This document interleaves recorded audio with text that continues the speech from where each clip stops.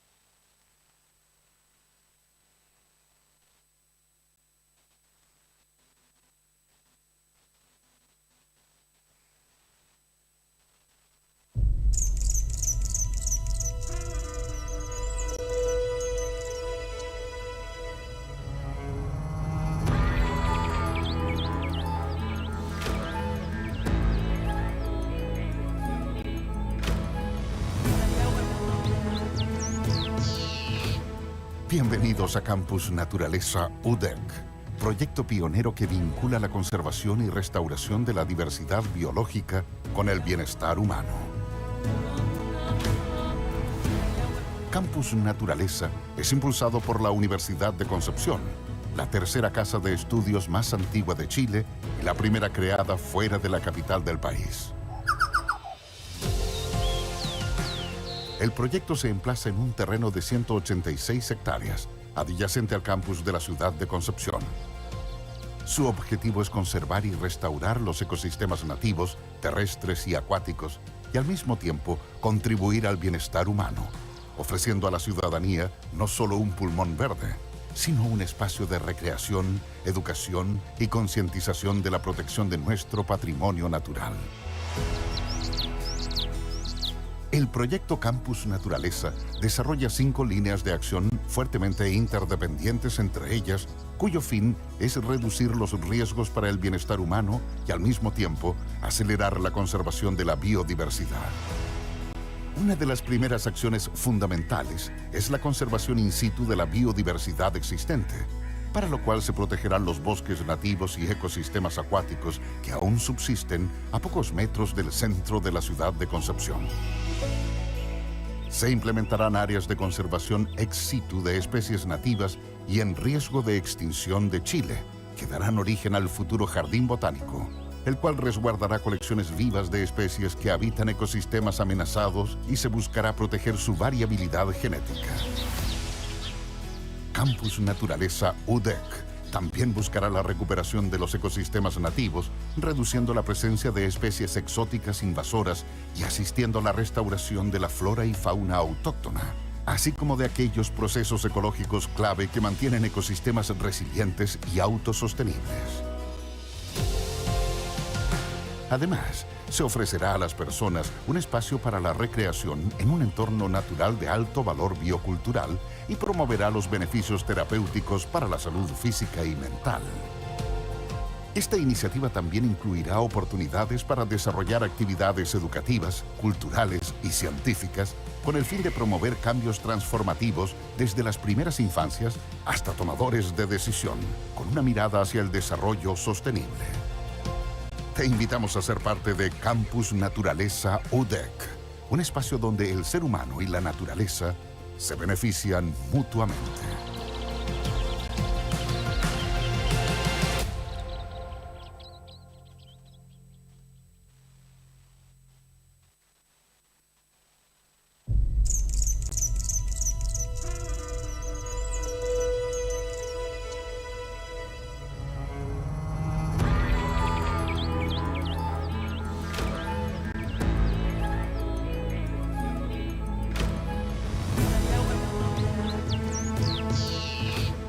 Bienvenidos a Campus Naturaleza UdeC, proyecto pionero que vincula la conservación y restauración de la diversidad biológica con el bienestar humano. Campus Naturaleza es impulsado por la Universidad de Concepción, la tercera casa de estudios más antigua de Chile y la primera creada fuera de la capital del país. El proyecto se emplaza en un terreno de 186 hectáreas, adyacente al campus de la ciudad de Concepción. Su objetivo es conservar y restaurar los ecosistemas nativos, terrestres y acuáticos, y al mismo tiempo contribuir al bienestar humano, ofreciendo a la ciudadanía no solo un pulmón verde, sino un espacio de recreación, educación y concientización de la protección de nuestro patrimonio natural. El proyecto Campus Naturaleza desarrolla 5 líneas de acción fuertemente interdependientes entre ellas, cuyo fin es reducir los riesgos para el bienestar humano y al mismo tiempo acelerar la conservación de la biodiversidad. Una de las primeras acciones fundamentales es la conservación in situ de la biodiversidad existente, para lo cual se protegerán los bosques nativos y ecosistemas acuáticos que aún subsisten a pocos metros del centro de la ciudad de Concepción. Se implementarán áreas de conservación ex situ de especies nativas y en riesgo de extinción de Chile, que darán origen al futuro jardín botánico, el cual resguardará colecciones vivas de especies que habitan ecosistemas amenazados y se buscará proteger su variabilidad genética. Campus Naturaleza UdeC también buscará la recuperación de los ecosistemas nativos, reduciendo la presencia de especies exóticas invasoras y asistiendo a la restauración de la flora y fauna autóctona, así como de aquellos procesos ecológicos clave que mantienen ecosistemas resilientes y autosostenibles. Además, se ofrece 1, 2, 3. 1, 2, 3.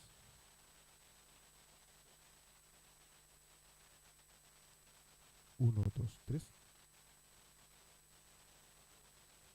1, 2, 3. 1, 2, 3.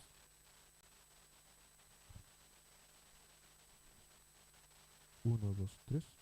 1, 2, 3.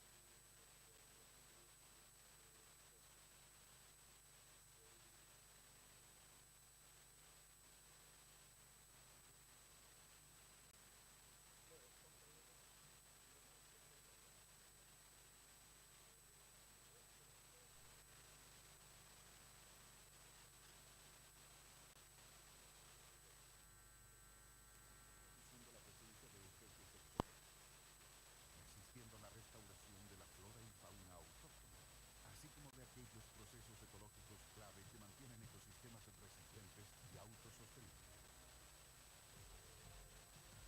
Además, se ofrecerá a las personas un espacio para la recreación en un entorno natural de alto valor biocultural y promoverá los beneficios terapéuticos para la salud física y mental. Esta iniciativa también incluirá oportunidades para desarrollar actividades educativas, culturales y científicas con el fin de promover cambios transformativos desde las primeras infancias hasta tomadores de decisión, con una mirada hacia el desarrollo sostenible.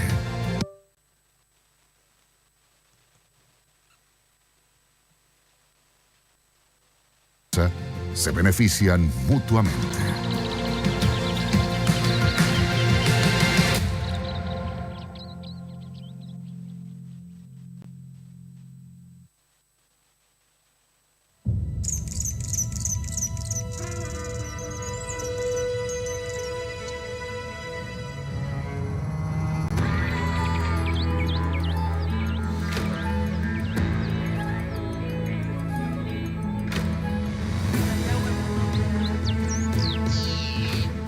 Bienvenidos a Campus Naturaleza UdeC, proyecto pionero que vincula la conservación y restauración de la diversidad biológica con el bienestar humano.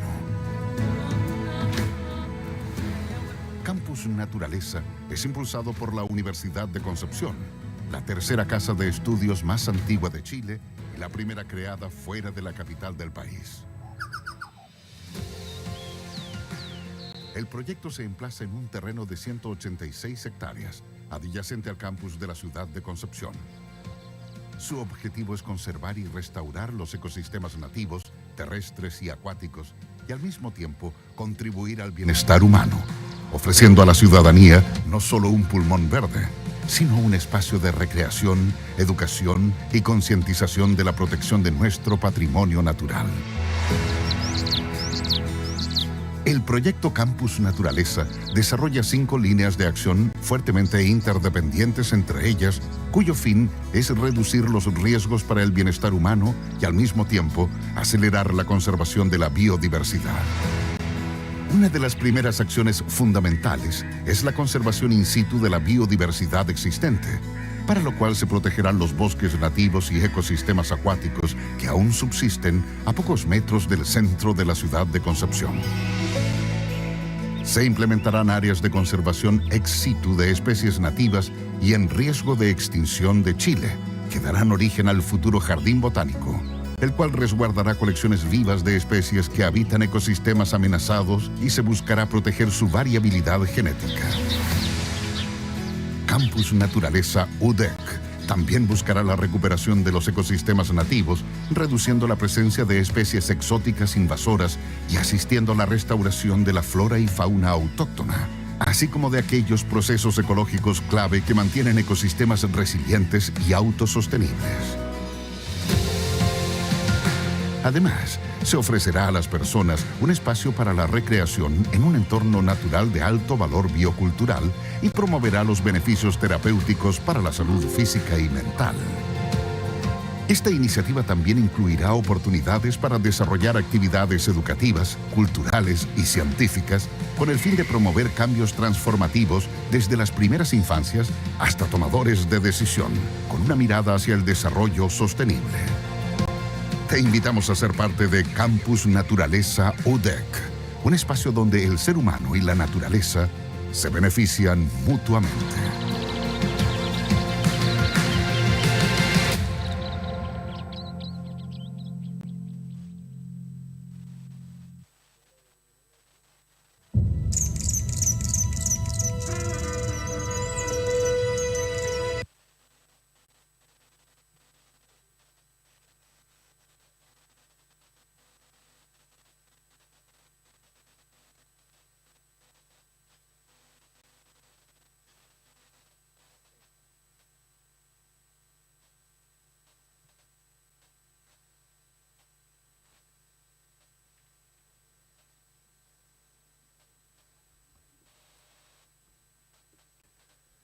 ¿Cómo están? Muy buenos días para todas y todos quienes están esta mañana en esta inauguración del primer Foro Internacional en Conservación de la Biodiversidad y Bienestar Humano, organizado por el proyecto Campus Naturaleza de la Universidad de Concepción. Damos la bienvenida a las autoridades que nos acompañan, damos la bienvenida a todos quienes asisten presencialmente a este foro y también quienes nos siguen desde este instante a través de las diversas plataformas en que se va a realizar esta transmisión. Saludamos en primer lugar al doctor Miguel Quiroga Suazo, vicerrector de Asuntos Económicos y Administrativos de la Universidad de Concepción, a la doctora Andrea Rodríguez, vicerrectora de Vice Rector of Research and Development of the University of Concepción. We would also like to greet the Regional Secretariat, Mr. Pablo Pinto, Dr. Jimena Brochet, Vice Rector of Institutional Relationships and Outreach. We'd like to also welcome Mr. Echeverría, Director of the Campus Naturaleza Project of the University of Concepción, to the authorities from the University of Concepción, to the guests who are also here, who will be speakers here in the forum, and all of you who are also attending in that modality. We'd also like to thank the institutions that are sponsoring this event, also to the sponsoring companies and who are collaborating with us, whose support has been key to make this journey possible. As a space of reflection around the great challenges that we're facing today as a society, the climate crisis, the loss of biodiversity, and the need that is urgent of moving forward a truly sustainable development. To start the day, we would like to welcome our authorities so that they can give us some welcoming words. Firstly, I would like to leave with you Dr. Cristian Echeverría Leal, Director of the Campus Naturaleza project of the University of Concepción.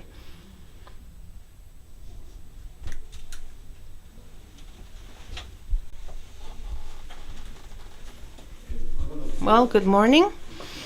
Thank you very much for being here at this international forum with us. I would like to greet all the authorities from the university, also guest authorities, our speakers, and to the audience who are here also online. For us, this is a great achievement to welcome you to the first international forum on conservation of biodiversity and human well-being, a diversity driven by Campus Naturaleza from the University of Concepción. This comes from a deep commitment as an institution with sustainability, with science, and also with outreach with society. Campus Naturaleza, basically many of you know about this, but what is Campus Naturaleza? Well, this, if I can show the previous slide. Next one, please. Thank you. What is Campus Naturaleza?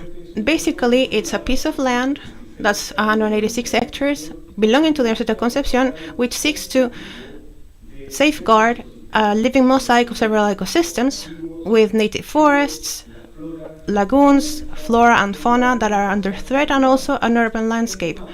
This map represents more than a territory or geographical area, basically a living lab, an open classroom where science, community, and nature merge. Campus Naturaleza is articulated by 5 action lines, which are explained here, and also 4 main strategic objectives. Basically, what does this mean? It means, on the one hand, the conservation of natural heritage, protecting and restoring the campus's ecosystems, also bioculture education, promoting the literacy on the environment for the entire community. On the other hand, the interdisciplinary research, integrating science, social, and humanistic knowledge to understand the socio-ecological systems. Another action line aims at health and well-being in nature, promoting the experiences that allow people to reconnect with their natural environments in order to favor their whole health. Another important aspect of this project is the outreach and territorial collaboration we have, promoting networks with public players, private players, and also community players to move towards a sustainable development. These 5 action lines are basically the heart of Campus Naturaleza and allow us to act coherently with the values and missions of the University of Concepción. Here we seek to conserve on-site our biodiversity, species under threat, native forests, to promote the presence of biological corridors and river habitats are state. Every species, every tree, every lagoon that you can find is a testimony of the natural heritage that we have to protect and restore. On the other hand, this place also represents a natural capital that hasn't been explored yet. From above, the campus reveals its ecological potential, as we can see in this image, but also a cultural one. a network of ecosystemic services of water, shade, pollination, landscapes that promote life and the well-being of our university community and also of the city. Also, in Campus Naturaleza, we have focused on conserving ex situ. That is, that we have started our first collection of Notophagous species that is under threat in Latin America in our territories. In this area, we also look for, aside from the conservation ex situ, the restoration of adjoining areas to natural forests, to native forests, to be bridges, ecological bridges, that reconnect this fragmented landscape and promote in this way the resilience of the territory. Another important aspect that we develop here in Campus Naturaleza is environmental education. Campus is also a classroom that favors environmental education. Children, young people from schools of the region discover the magic of the forest. They learn about biodiversity and reconnect with nature. And also, this is a space that promotes the comprehensive health. So we have science of well-being, the contact with nature, and the sensory experience are integrated to heal body and soul. Campus Naturaleza is also a space of outreach with the community. Here we worked with different communities, public entities, companies who are engaged in the idea of preservation, building bridges between scientific knowledge and the needs of society. This collaboration network represents or is represented by 3 main consulting organizations. First, the adjoining community, neighboring community, companies, the municipalities, and also different faculties of the university, and also international experts who are helping us to guide our project. These assisting committees have allowed us to turn ideas into actions, and these actions have been completed so that we can help the territory. On the other hand, Campus Naturaleza is also an interdisciplinary lab, an area where different faculties, different researchers of different faculties like forestry sciences, biological sciences, humanities, health, etc., carry out different studies here, different studies in order to understand the socio-ecological systems better. This integrating approach seems to find applied sciences, promote public policies, and promote new generations of professionals who are committed with sustainability of the landscape. Today, we start this forum to share experiences, add visions, and project a future where the conservation of biodiversity and human well-being are part of a same story. We would like to invite you to look at this campus as what actually it is, a place of hope, of learning, a space for inspiration for both Chile and the world.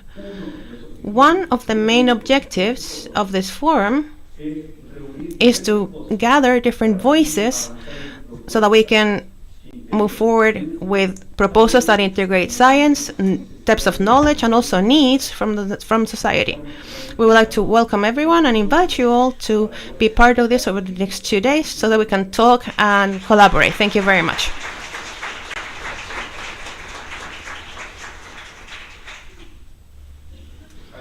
We would like to thank the welcoming words of the director of the Campus Naturaleza project of the University of Concepción. Next, we would like to invite the Vice Rector of Economic and Administrative Area of the University of Concepción, Dr. Miguel Quiroga Suazo.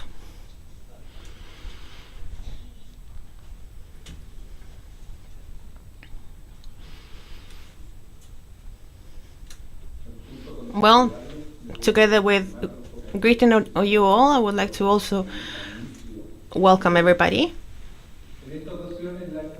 Today, we are now inaugurating the first International Forum on Conservation of Biodiversity and Human Well-Being, organized by Campus Naturaleza of University of Concepción I think that this is characterized by its interdisciplinary nature, whose purpose is oriented towards the reflection and sharing of experiences, promoting solutions that allow us to face the challenges that we're facing, socio-environmental ones, that we see today. Preserving nature equals looking after the network that sustains our health and life. Through this interdisciplinary site, we look to regenerate the bond between people and their environment, articulating in this way sciences, local knowledges, public policies, health, and education, in order to build societies that are able to find solutions to the environmental problems that we are suffering. We also seek establishing conservation of biodiversity as a key dimension associated to human well-being, promoting the exchange of knowledge, experiences, integrated solutions among the different players of the academic, government, social, and communitary areas. We would like to, in consequence, project a university that calls, connects, and transforms and faces the global challenges in a platform that allows us to think about collective solutions from different points of view, collaborating in these ways and helping in this way the territories and its inhabitants in these possible solutions. For this, we need the creation of integrated knowledge that comes from the dialogue between researchers, the communities, professionals of the health area, educators, without not leaving behind people from the public and private sector, so that the initiatives that we promote have the backup, technical and political, that are necessary. We also require these dialogues to come from these regions, from spaces such as this one, proposed to the Concepción community, the country and the world, and all the institutions, so that they move forward in the same direction, understanding that the transformation starts by regenerating the bond between the person and nature. Summarizing, the University of Concepción calls upon collectively and constantly continue with this conversation, so we are set with our feet on the ground in this area and we look into the future. At the same time, the University of Concepción, starting from the guidelines that its strategic planning provides, looks to relieve the importance of sustainability, interdisciplinarity, innovation, and inclusion as main points of its future development. This is why it is working onto the revision of its infrastructure master plans, and within this context is that Campus Naturaleza appears specifically as a project that is innovative, that looks to show that men, human beings, and the nature can live together, allowing us in this articulation place between conservation, health, culture, leisure, education, and research, to see ourselves in the future through this initiative in an institutional leadership position and also in the territory. I would wish you the greatest of success in this activity. On behalf of the rector, we'd also like to congratulate the organizers, Campus Naturaleza, for this idea, and we would like you to continue carrying out these kind of initiatives so that all of us can continue sharing on how we can solve the different challenges that we face as a society. Thank you.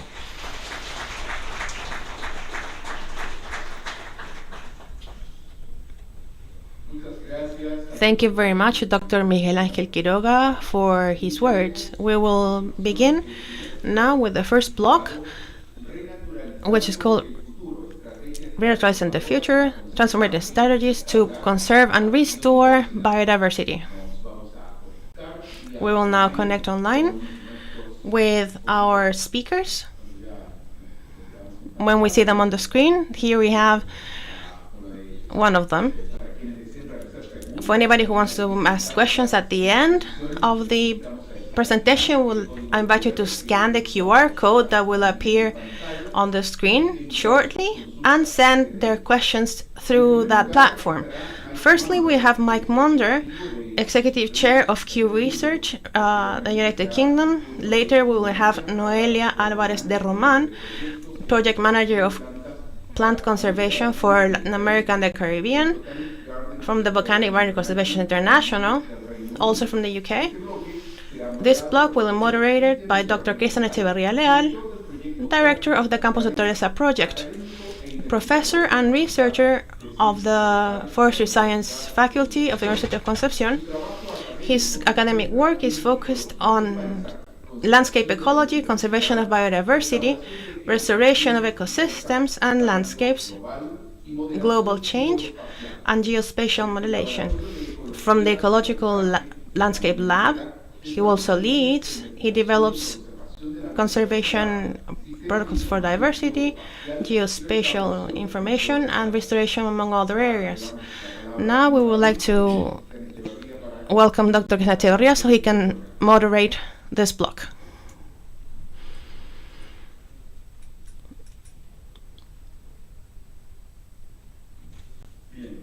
Well, thank you. This presentation will be in English. You have your interpretation devices, so you can have it translated in Spanish if you so wish. Buenos días, Mike.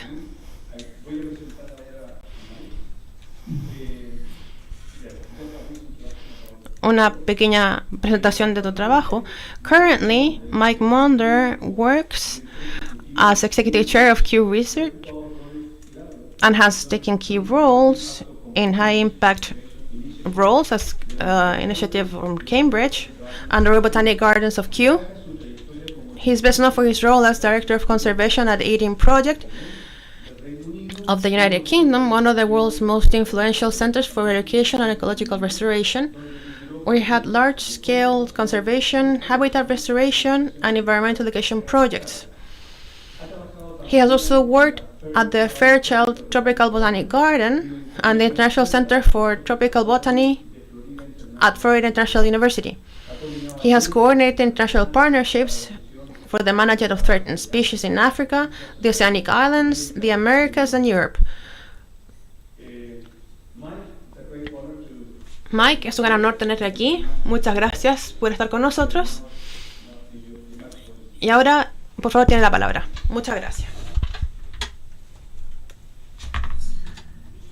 Thank you, and good morning. Muchas gracias y buenos días. It's a great pleasure Es realmente un placer para mí estar aquí.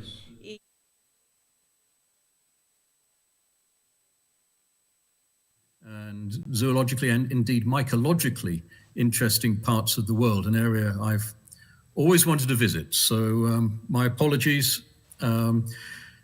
But firstly, I want to say thank you. I want to acknowledge the team here for coming up with a genuinely exciting and innovative project that has given me much pause for thought and given me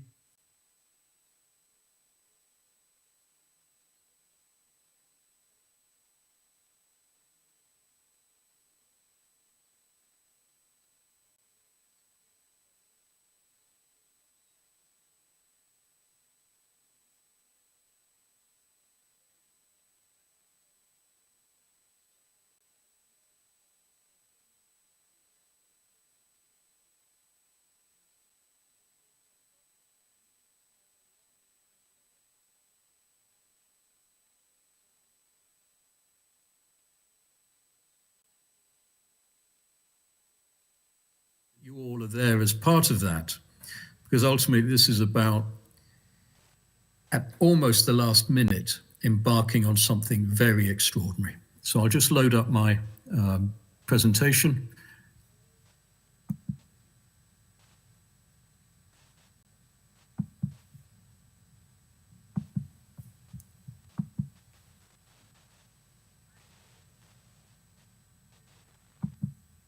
Oops, no, I didn't mean to do that.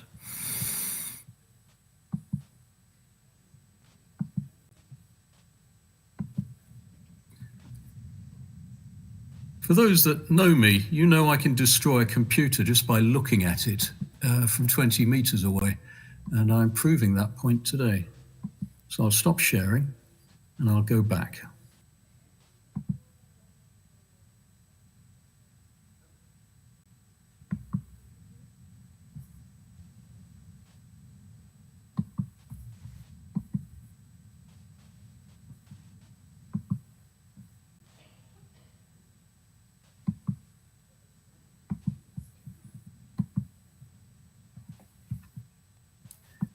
Yep.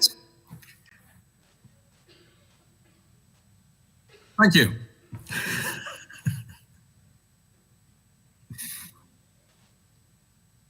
There we are. And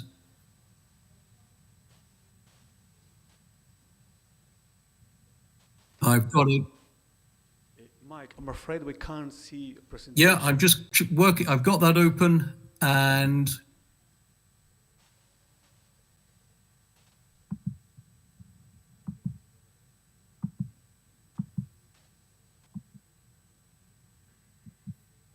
here we are. Here we are.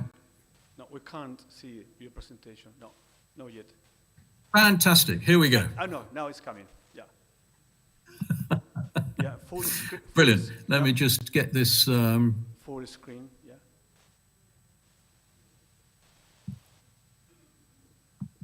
Okay, let me get this to from beginning.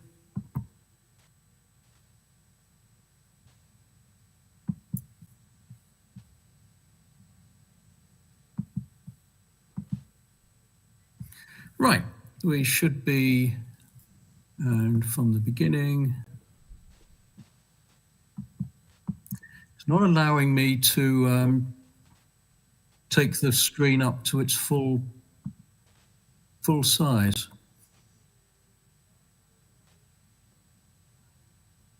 Yeah.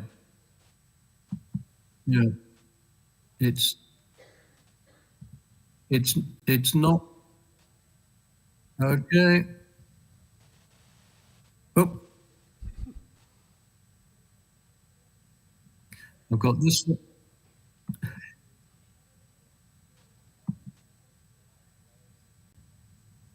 Okay.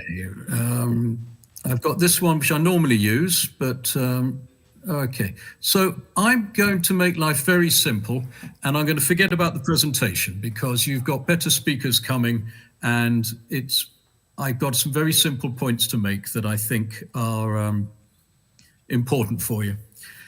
So we're all here today, and I wish I was with you in person, because we believe in the transformative nature of universities. We know that we can rebuild nature. We have the proven approach to do that. We've been building skills, certainly over the last 100 years, that show in broad principle that we know what we need to do. But the things that we need to do it are time and people.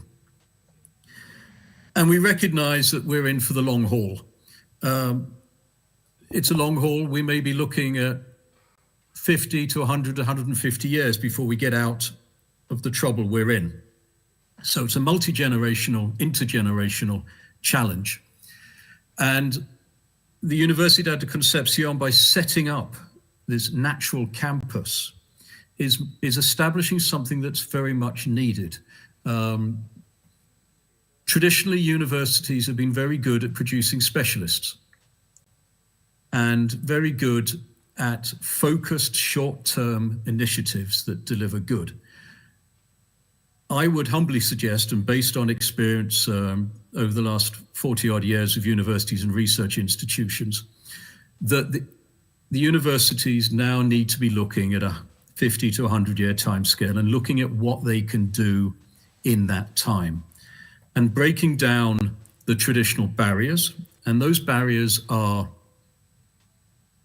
often driven by specialists. We need a balance of specialists and generalists if we're going to regain balance and we're going to rebuild nature and we're going to bridge the gap between humanity and nature. We need to move from short-term research to long-term research.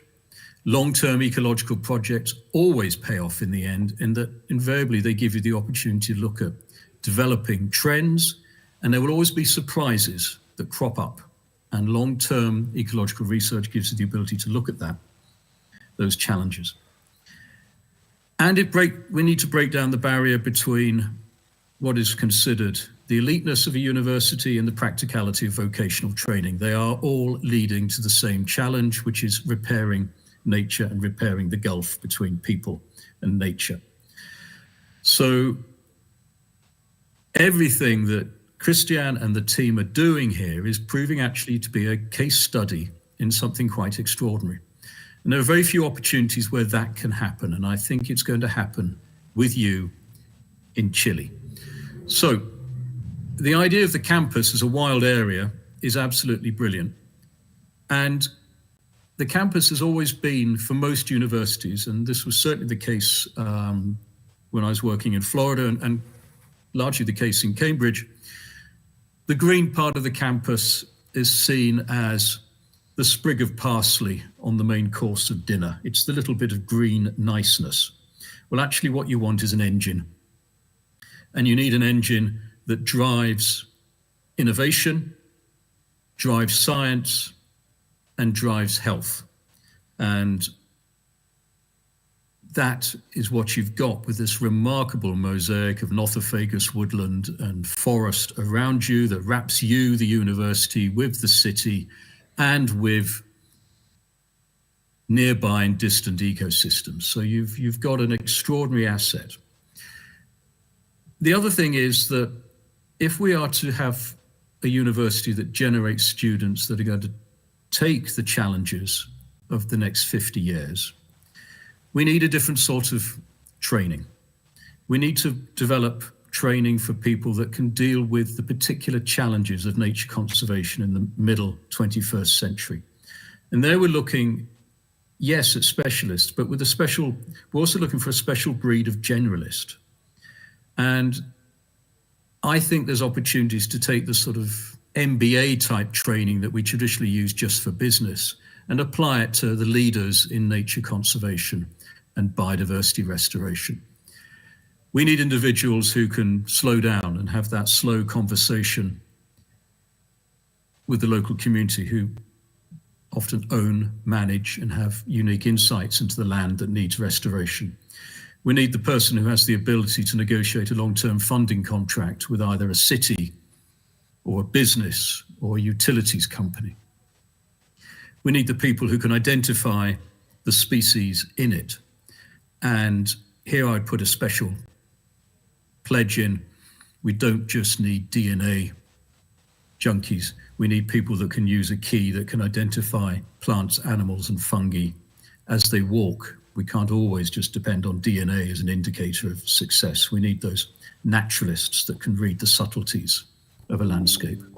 And we need teams that can work together.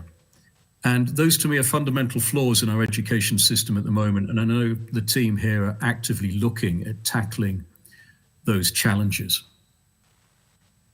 We've got a global target, which is to rebuild nature. That was outlined in the Kunming-Montreal Global Biodiversity Framework. It's stated in there that universities have a precise role in that. And again, the need is integrated training, integrated institutions. And above all, I'd ask you to look at a long-term vision. This year, Barro Colorado Institute in Panama celebrated its 100th anniversary. I think we're looking at an institute here and a facility here that will have similar global impact. And I would encourage you to start planning your 100th anniversary party right now. You've got to think about how this project will develop over the next 100 years. Many of us probably won't be there. Look at the next generation who will and can take on this project from one step to the next. And I think there's also another need, which is to get students, undergrads, graduates, all of them, directly hands-on engaged with conservation. The propagating of a plant, the reintroduction of an animal, the observation of a nesting bird, perhaps even the intervention that stops an extinction, are incredibly enhancing for young conservationists. This is the stuff of life for them.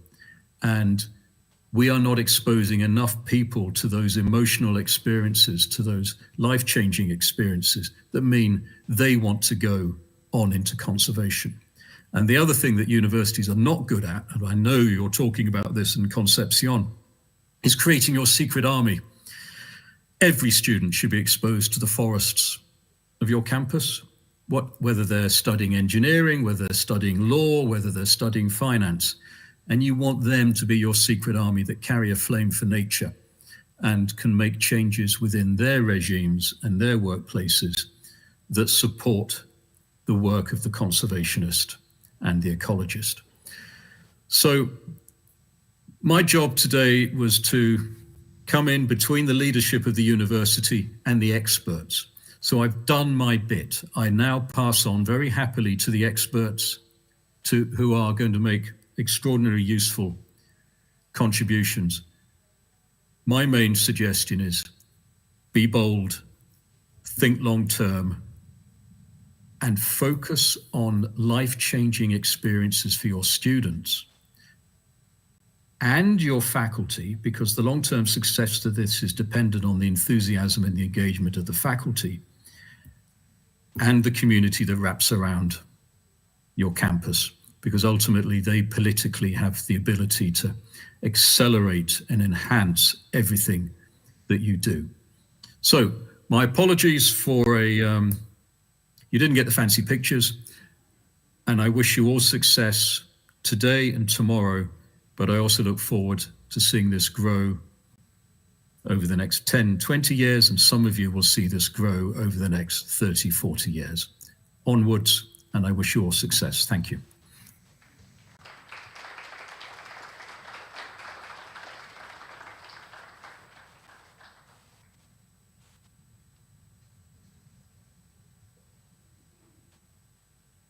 Thank you very much, Mike, for sharing your thoughts and ideas. Preguntas de parte de la audiencia aquí presente o en línea. ¿Sí? Ahí pueden, ¿cierto?, escanear el código QR si tienen preguntas, o bien lo hacemos también acá directamente. No sé si es posible mostrar a Mike, por favor, en la pantalla igual, sería bueno. That would be a good idea, please.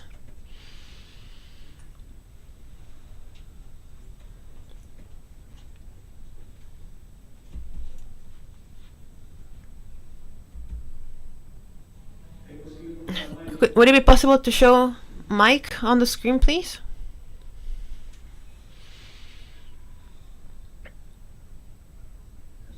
Well, thank you. There you are. Any questions or comments? No questions? No?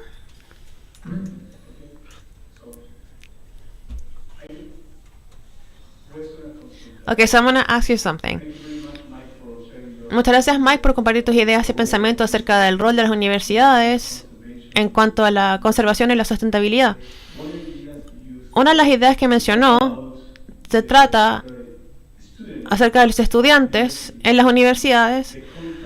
Ya sabe, el contacto que tienen que tener con la naturaleza en cuanto a law, medicine, etc.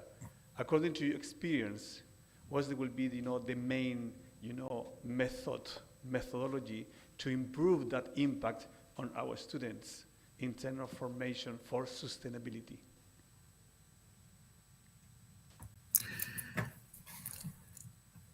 I think what we discussed at Cambridge, and we got some of the way there, was for every single student to have an introductory set of lectures on planetary ecology so that they could place their academic interests and their long-term life ambitions within that context. And so that, and then we had some interesting direct interactions with the with the business school, the Judge Business School, where well, actually the best thing I ever did with the Judge Business School was to present each one of the 30 MBA students for that year with a cup of coffee and trace the cultural history of coffee, and then look at the fragility of the supply chain of coffee to the Western market. And I found that was a very potent way of getting through to business students. Coffee is always a good basis for universal understanding. And I think there's ways like that of getting those messages through. But I think a universal course for every single student on planetary ecology and their role in it would be a fantastic thing to deliver. And then medical students can see that still they depend on nature. Engineering students can see that green engineering can complement the traditional approach to engineering. And the finance people can see that nature is the biggest economic power on the planet. Okay, thank you, Mike. There's another question. I will say first in Spanish, then in English, because there is people here in the audience. Mike hizo énfasis en la importancia que tenemos de encantar a las futuras generaciones. Bring next generations closer to us. How have you done that over there? Did you hear me? I did. Yes. Okay.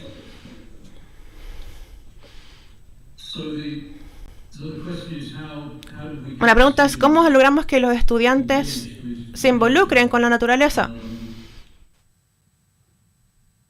In addition to what I just described, I think the other thing that we found worked very well, both at Florida and at Cambridge, was getting students out for volunteering and working in natural places at the weekend or in the evenings. Gave them a real sense of achievement to see what they could do. Got them away from the screens. And the other factor that comes in is of all the toolkits now for citizen science and the ability to get communities and students and faculty working together using citizen science, the gathering of data via mobile phones and various apps to contribute to the monitoring of natural areas. And that proved highly effective. We wanted one year at Cambridge to do a survey of all the breeding sites for our only native frog, the Rana temperaria. And by using various citizen science techniques, we identified 14 new breeding sites within the university and the college campus. So it's great ways of bringing people in, getting them to collect data, but also getting them back the next year to help clear the ponds or manage the ponds or move tadpoles. So a lot of it's about joy, a lot of it's about fun, and perhaps even having a glass of wine afterwards. Okay, thank you very much, Mike. Another question? Yeah. There's a second question. Okay, I will say in Spanish here for the audience. Lo voy a hacer en español por la audiencia. Primero, la persona que lo envía, no sé el nombre, quiero agradecer sus palabras, son realmente inspiradoras. Soy una trabajadora social que es una verdadera fanática de la naturaleza. Estoy trabajando en un proyecto que trata de romper la brecha entre las personas que no pueden disfrutar de naturaleza, causa del dinero o las capacidades físicas, pero no estoy segura de tener lo que se necesita para que funcione. ¿Algún consejo sobre qué debo estudiar o entender para que funcione?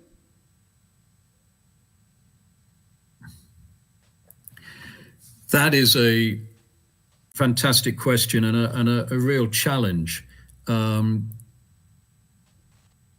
Open democratic access to nature for all of society is difficult, and it's something we need to work very hard on, because access to nature and engagement with nature is really a human right, and it certainly is fundamental to human health and human welfare. Some people don't want to connect with nature. I think my son's one of those. He much prefers the computers. But there are people who have real genuine access problems, whether it's caused by poverty or lack of a sense of welcome in a campus. And I know that's something that you're looking at. So I think it's, what are the motivators? What drives people to want, A, to want to get involved in more nature, and B, how do you slowly and gradually build that relationship with nature? And I think one of the ways I've seen work in various parts of the world is to provide the transport to nature. Some people just can't get to nature because they don't have transport, they don't have a car, or they don't move around much. And it's providing accessibility, whether it be through guided walks, through provision of minibuses to pick people up, bring them in. And then it's a slow process of also getting people confident in nature, that it's not out to get them, that it is safe in the woods. Even kids in England don't necessarily think it's safe in the woods. And that may be a problem all over the world, that we've sort of demonized some of these habitats as places where the scary things live, rather than being places of enchantment and wonder. I don't think I answered your question fully, but please keep pushing, because it's vital that everyone has access to nature. Wonderful. Muchísimas, thank you. In Spanish, I don't know. Muchas gracias, Mike, por tus palabras. Muchísimas gracias por compartir tus ideas. Ideas with us. We will continue with the rest of the presentations. We hope to have you in Chile maybe next year, visiting our campus. All the best for you. Me encantaría hacer eso. Muchas gracias. Adiós.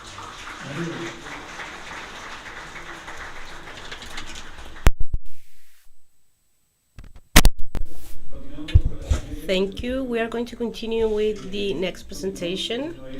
We have Noelia Álvarez de Román. I'm going to introduce her.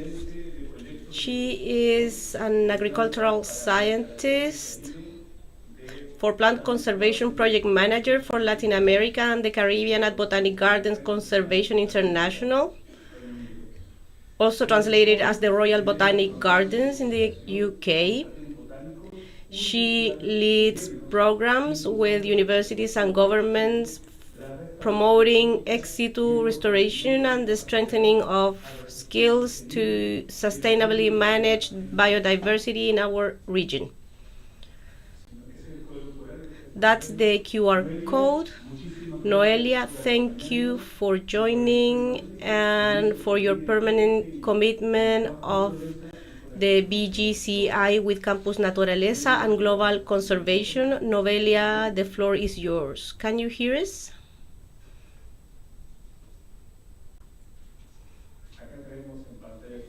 We can see you here.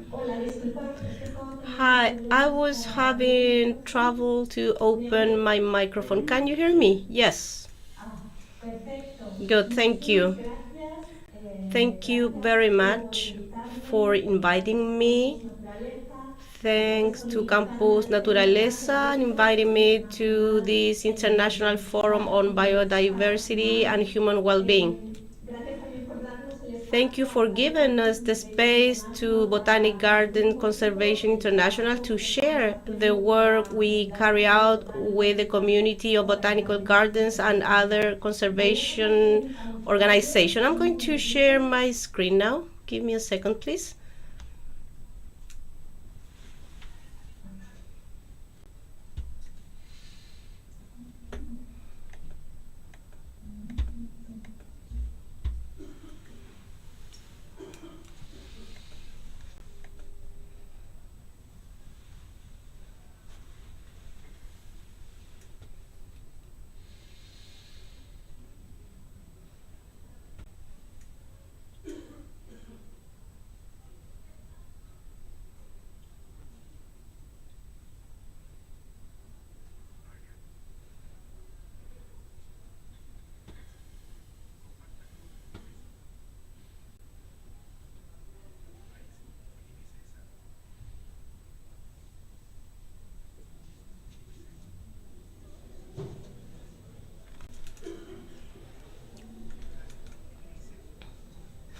¿Perdón?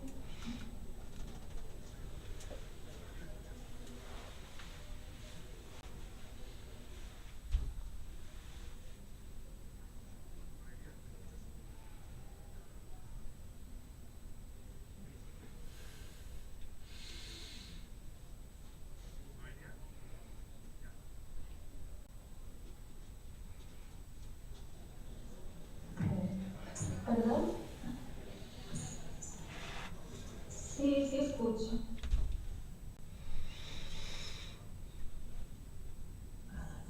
No me deja compartir pantalla. No, nada. Sí, pero muy mal.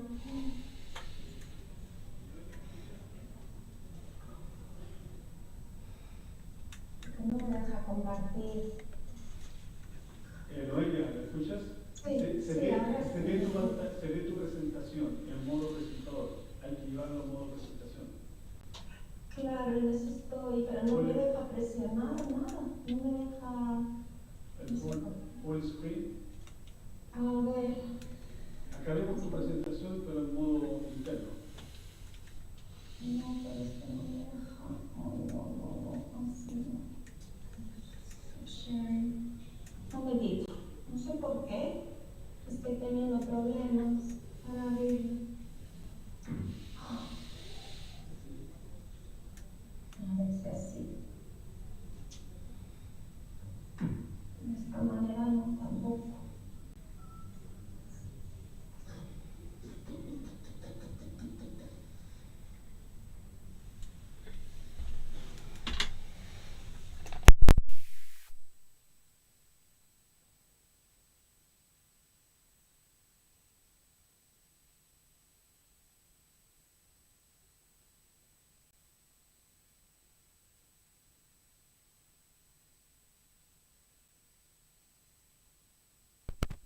Pantalla grande. No sé si está compartiendo ella o nosotros. Nosotros. ¿Okay? ¿Me escuchas, Noelia? Sí, te escucho. Cristian, disculpa, es que no sé por qué no me está dejando compartir la pantalla o pasar las diapositivas. Sí, exacto, ahora lo estáis presentando vosotros y yo os digo que paséis las diapositivas. Okay, so now you are presenting and I'm going to say next whenever you need to move. I apologize. La técnica, estaría muchísimo mejor que estuviera ahí. Muchísimas gracias. Okay, so thank you and apologies. As I was saying, thank you for giving me this space and for giving the space to my organization. I'm Noelia and I'm program manager for Latin America and the Caribbean. The preservation is called Botanic Gardens, Conserving Plant Diversity and Supporting Human Well-Being. Next, please. So first of all, I would like to introduce the BGCI, that is the acronym for the organization I work with. We are a non-profit organization, a small one, 40 people. Basically, in our headquarters are located in London, but we have lots of people working from different parts of the world, from the Philippines, from Malaysia, Colombia, Costa Rica, Kenya, China. So we are spread around the world. Our mission is to have a world where plant diversity is valued for the well-being of people and the planet, and our mission is to mobilize botanic garden and conservation institutions to safeguard plant diversity for the well-being of people and the planet. As I was saying, we are an organization that works globally, and it's also important to say that we are a membership organization. We are over 960 member institutions around the world. This slide, I wanted to show the number of botanic gardens in the world. With over 3,500 institutions, this map I'm showing has been created using the Garden Search database. That is a database in BGCI, that is in our website at the BGCI. You can have access, it's open to the public. Aside of being 3,500 institutions, we safeguard 30% of known plants in the world, and through our doors we receive over 1 billion visitors. This means our potential is huge to disseminate and spread the work that we carry out. So what's the role of botanic gardens? If we think of a botanic garden, this is an institution that is highly complex. We are the only sector that incorporates facilities as seed banks, nurseries, with experts of different kinds, ecologists, seed conservationists, taxonomists, phytosanitary people, teachers. We also have live collections, and we are open to the public. So botanic gardens are truly key places for plant conservation. I have named the roles of a botanic garden from ex situ conservation to in situ conservation, including research, horticulture for conservation, which is a very important discipline botanic gardens have adopted to fulfill their mission, also outreach, education, and of course, well-being. Next slide, please. So botanic gardens, as I was saying, we are in a unique position to support conservation and recovery of plants through conservation strategies that are comprehensive. In this diagram, we can see how ex situ conservation combines with in situ conservation.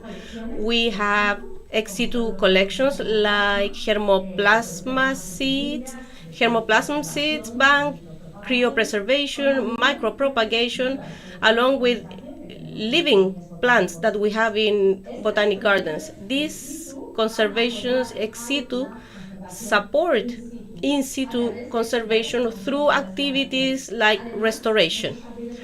Many botanical gardens are managing natural areas, conserving them, and monitoring them. As you can see here, this is the ex situ is fully connected with the in situ part, and the pillars we use to do this are through research, horticulture, and education.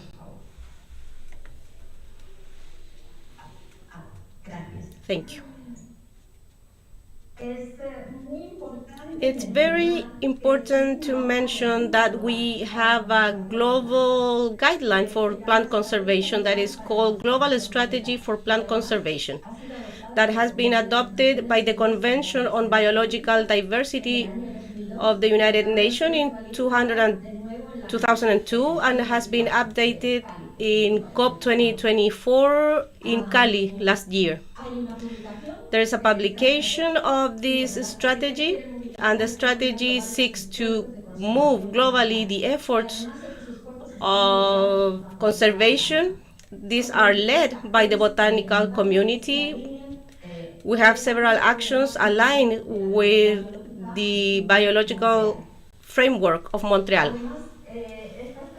This strategy gives us botanical gardens a justification and an acknowledgement of the role we play. It's important for botanical gardens to work towards the targets of this global strategy. As you can see here, we coordinate or we mobilize these conservation actions through programs and technical networks. And with these programs, we seek to generate a positive impact in conservation of biodiversity. I'm going to name some of the programs, not all of them, because there are too many. The ones we have, and it would take too long. So first I'm going to talk about the Global Conservation Consortia. I know we're going to see a presentation dedicated to this consortia, but I think it's important to mention them. These consortia perform the integrated conservation action.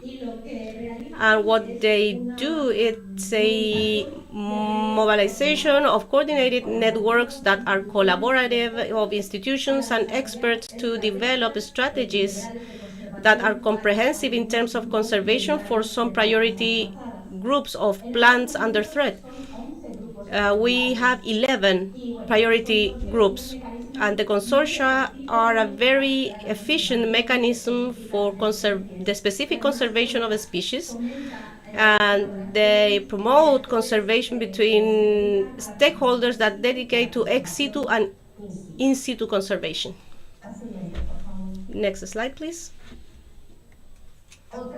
Another collaboration network that is technical is the International Plant Sentinel Network. That would be, this is a collaboration network that gathers botanical gardens, research institutions, national institutions that protect the phytosanitary sector, and experts in plant health. This network is coordinated by BGCI, and the idea behind this is to provide an early warning system to identify pests and disease risks. Through this network, they create monitoring systems, specific surveys, depending on the local or national reality. This is a network that is very active nowadays in several regions of the world. Next, please. Another program that is very important, that BGCI has been working with it for many years, is the Tree Conservation Project, Global Trees Action for All Tree Species. And here I'm just going to talk about the action part in this action for all tree species. This program started in 1999. It has worked with over 400 threatened tree species in more than 50 countries. It works with local collaborators, and also they present multiple technical challenges, this kind of action, since they work with species that are under threat, that are rare and unknown. We don't know the distribution, its ecology, reproductive biology, so it's a lot of work they have to perform to make conservation and recovery of these species. In this program, they build local, national, and regional capacities. They share experiences to improve practices.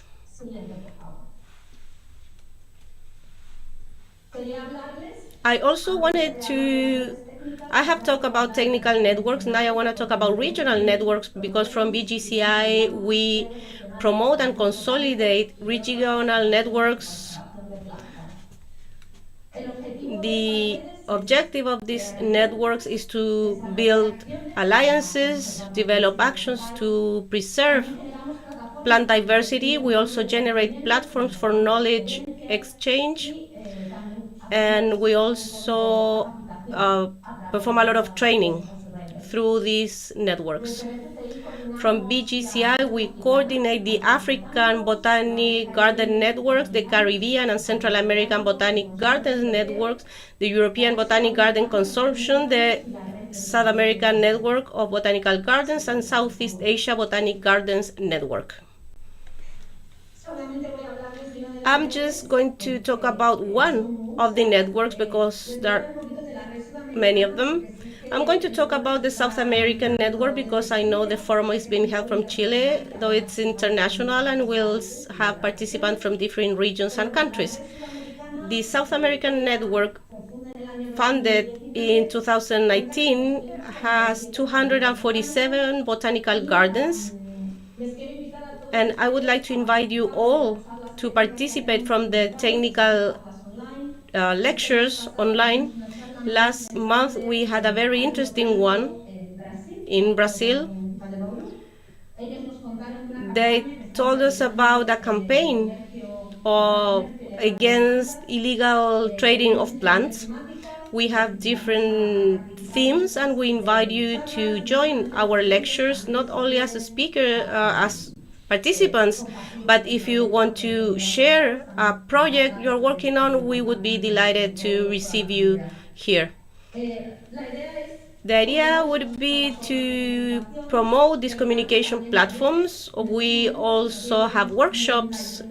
We have one in Colombia, in Bogota, on propagation protocols. So there are lots of training on this field. And I'm going to share the Facebook page. You have the QR code available if you want to follow us online. Next slide, please.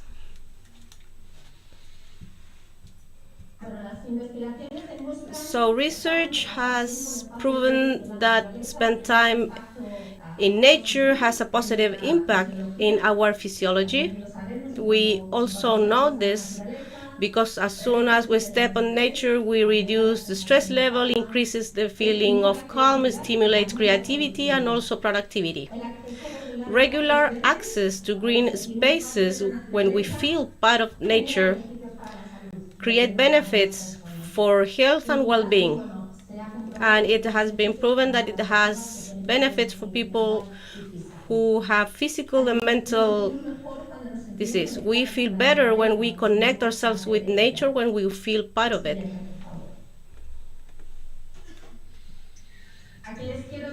Here we have an example of economic benefits of green spaces.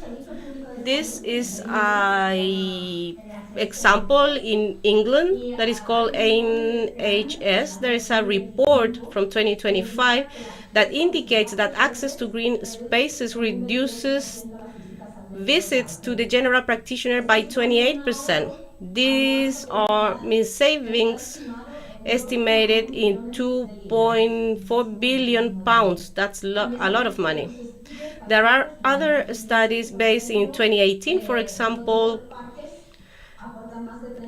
that says that found that parks contribute more than 34 billion in health and well-being benefits each year, saving 150 million pounds a year.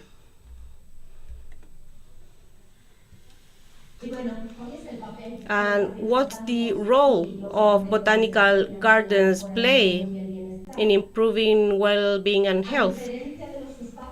Unlike public spaces that are open, botanical gardens are closed.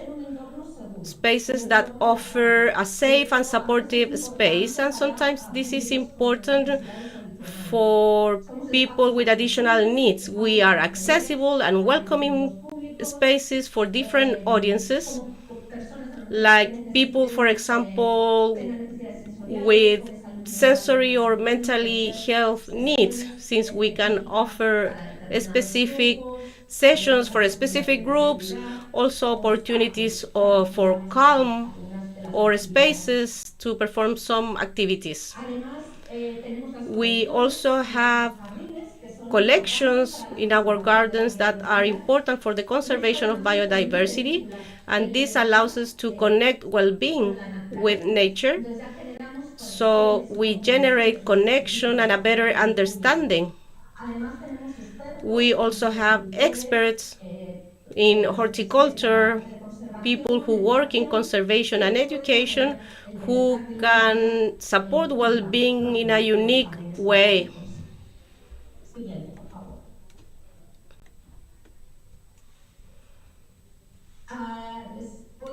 I'm going to talk about this social prescription program, where one practitioner can recommend spending time in nature as treatment for a specific health problem. And in the Eden Project in the United Kingdom, they work with local practitioners and health professionals to offer this social prescription, to offer activities that support mental health and well-being. People can be referred by a medical professional or self-referred, and they can choose the program that fits to their needs the best. Them or the participants take on an active role in the management of their well-being and health. We have weekly working groups, therapeutic horticulture, and the Wonder workshops that are workshops designed to promote creativity and connection with others.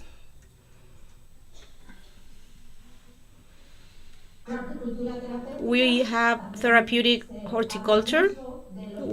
Here we talk a lot about different programs that use gardening programs and activities related with plants to improve physical well-being, psychological, emotional, and social well-being of people. Usually we need trained specialists in this matter, and botanic gardens are the ideal places to offer this kind of programs. For example, the Denver Botanic Garden in the United States has lots of activities in their therapeutic program. They offer sensory sessions, also sessions aimed at the specific audiences, for example, people with Alzheimer's, autism, or Parkinson's disease. They also take these programs to schools and community gardens, local projects, and so on.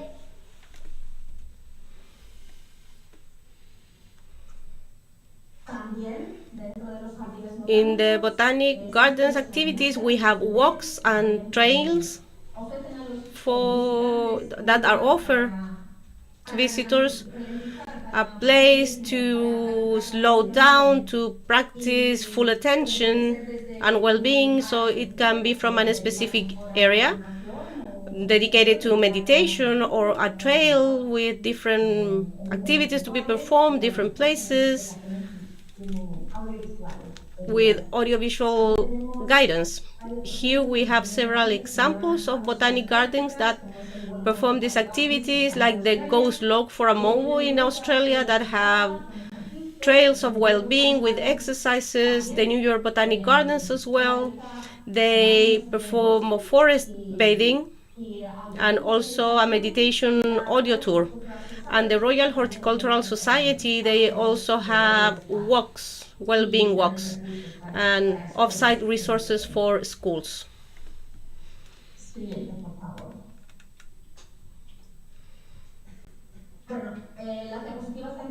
The previous slides I showed were different ways botanic gardens can offer opportunities to connect with nature and improve well-being of people. But botanic gardens also perform a key role, as we've been discussing in the beginning, by using biodiversity to approach bigger issues related with human well-being. And there is a report of BGCI dated from 2006 that provides examples on how botanic gardens help face challenges in different communities, like nutrition, sanitary diet, or the reduction of poverty. The report is 20 years old, but it's still pretty valid. It offers examples of how botanic gardens contribute in this area. I have posted a QR code for you to have access to the online publication, because it's a very interesting resource. That's it. Thank you for your attention. Thank you very much.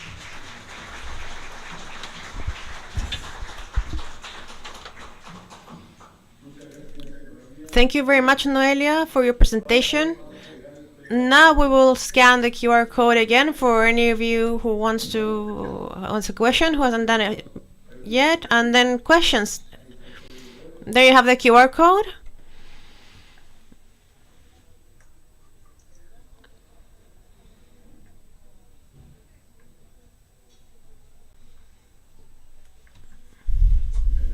Thank you. Noelia, we have you on the screen again. I have opened the floor for questions. whether it's here in person or through the streaming. Yeah, you can ask questions by raising your hand also. Over here. If anybody can bring a mic closer to her, please.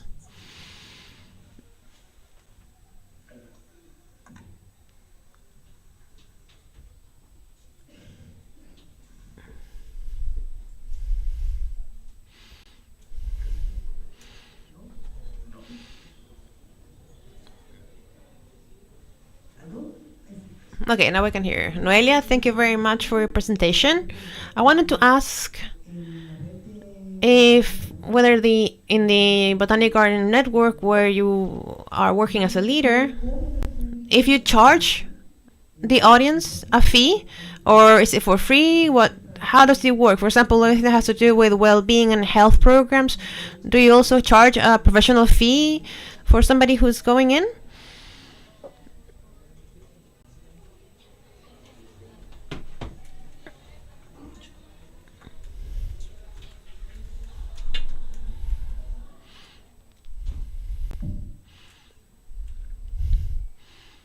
Noelia, ¿me escuchas?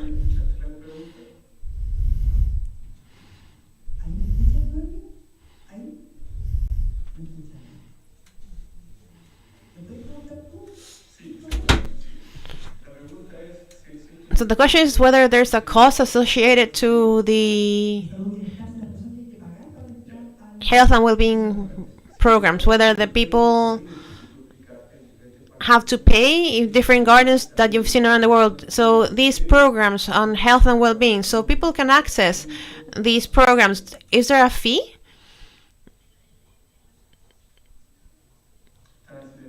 You're muted.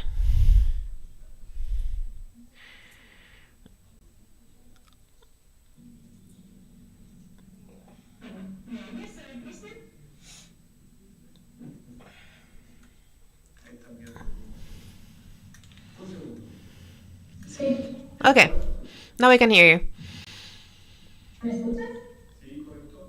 Yes, we can hear you now. So, a fee associated to the programs that have presented on each of the botanic gardens, is that the question? Yes, that's the one. Well, I don't know. Well, I know some of them, and that are free of charge, depending on the program we're talking about. There are some that are free, depending also on who these programs are being offered to, whether it's the local community, or maybe, well, sometimes if it's the local community, there's no associated fee, but if it's the community that, you know, lives in the surrounding areas, there are many programs that are free for them. That will depend. It depends on each botanic garden. Depends on the resources they have to carry out these programs. Some of them have to charge, and some other ones do it for free. So yeah, it depends. It really depends on each one. Perfect. Thank you, Noelia. A second question here on behalf of Alberto Bordeo here present with us. It says, do you know any experience of formal interaction between botanic gardens and national or regional systems of protected areas associated to the protection of biodiversity? Yes, in Brazil, for example, botanic gardens, there are botanic gardens that are associated to conservation networks, which are private, on protected areas. There are botanic gardens that are part of these networks that are like a reservation of private owners who have a reservation, and they have associated with the network. And there are also botanic gardens that are part of these networks promoting the training on programs of restoration, propagation of native plants, supplying these native plants to these networks of natural areas. Yes, so I know there are some kind of initiatives that are similar to this, and we have more every time. We're not working only with botanic gardens, but we're also promoting the work with other types of organizations that can be maybe NGOs or government protected areas, etc. We're always trying to integrate them into our projects. So, because normally projects are more sustainable if they're integrated with more players. So yeah, that is important that we are integrated and work hand in hand, not only botanic gardens, but also for botanic gardens to open to the world and work with other organizations that are also in the conservation area. Perfect. There's another question from Jocelyn Escobar. How do you see, or whether you currently manage the climate change risks in conservation in situ and in living collections in the long term? Well, that is something that many botanic gardens are now facing right now, because climate change is affecting ex situ collections in many of the botanic gardens. We're seeing it here in Europe, but it's also happening worldwide. And botanic gardens, some of them are starting to ask themselves which collections are going to survive in the long term. So it is something that botanic gardens are bearing in mind for their ex situ collections, to start doing modeling on which species might survive in the gardens in the next 50 years. So they are changing the species, the collections that they are developing, looking into the future. So all of that is being kept in mind within the botanic community. It is something that is here, that is affecting us now, and especially to the botanic community. So yes, we are working hard in this sense. I don't know if there was something else. Yes, there's another question. It's the last one before we go into the break. Pilar asks, I would like to go deeper into the creativity workshops developed in botanic gardens that you mentioned in your presentation. Pilar belongs to the Humanities and Arts faculty, where we see a potential on our link between the community and their sensitization with nature. Well, I am not the education responsible person. I don't work in that area in the BCGI, but what I can do, I don't know if you have my mail. I don't know if I left my email, but if you send me a message, I will pass it on to the education area, and they can put you in contact with botanic gardens that are actually working with those workshops, so that you can see which initiatives are being carried out, and so that you may get some ideas so that you can carry them out in your institution. So yes, please share my email with Pilar, and from there we can refer her and help her out. Well, thank you. If there are no further questions, Noelia would like to thank you again for participating here in the forum. Thank you so much for connecting from London. A huge round of applause for her. Thank you very much. Thank you, and I'm so sorry for the technical problems. I don't know if it was the internet or what, but thank you. Thank you very much. Well, thank you, Noelia. Now we will have a break. We have around half an hour break. No, sorry, Cecilia. And we will leave our master ceremonies here in charge. Okay. Thank you, Dr. Quintana Echeverria, for moderating this first block. And as he was saying, we would like to finish this part of the forum.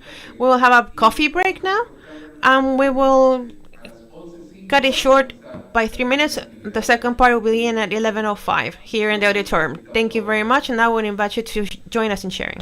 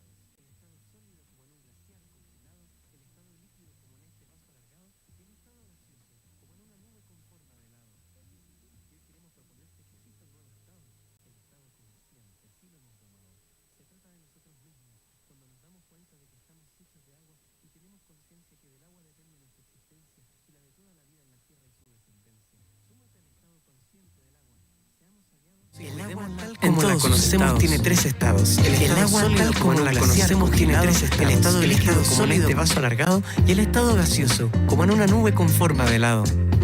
Y hoy queremos proponerte que exista un nuevo estado, el estado consciente, así lo hemos llamado. Se trata de nosotros mismos, cuando nos damos cuenta de que estamos hechos de agua y tenemos conciencia que del agua depende nuestra existencia y la de toda la vida en la tierra y su descendencia. Súmate al estado consciente del agua, seamos aliados y cuidémosla en todos sus estados. El agua tal como la conocemos tiene tres estados. El estado sólido como en un glaciar congelado, el estado líquido como en este vaso alargado y el estado gaseoso como en una nube con forma de helado.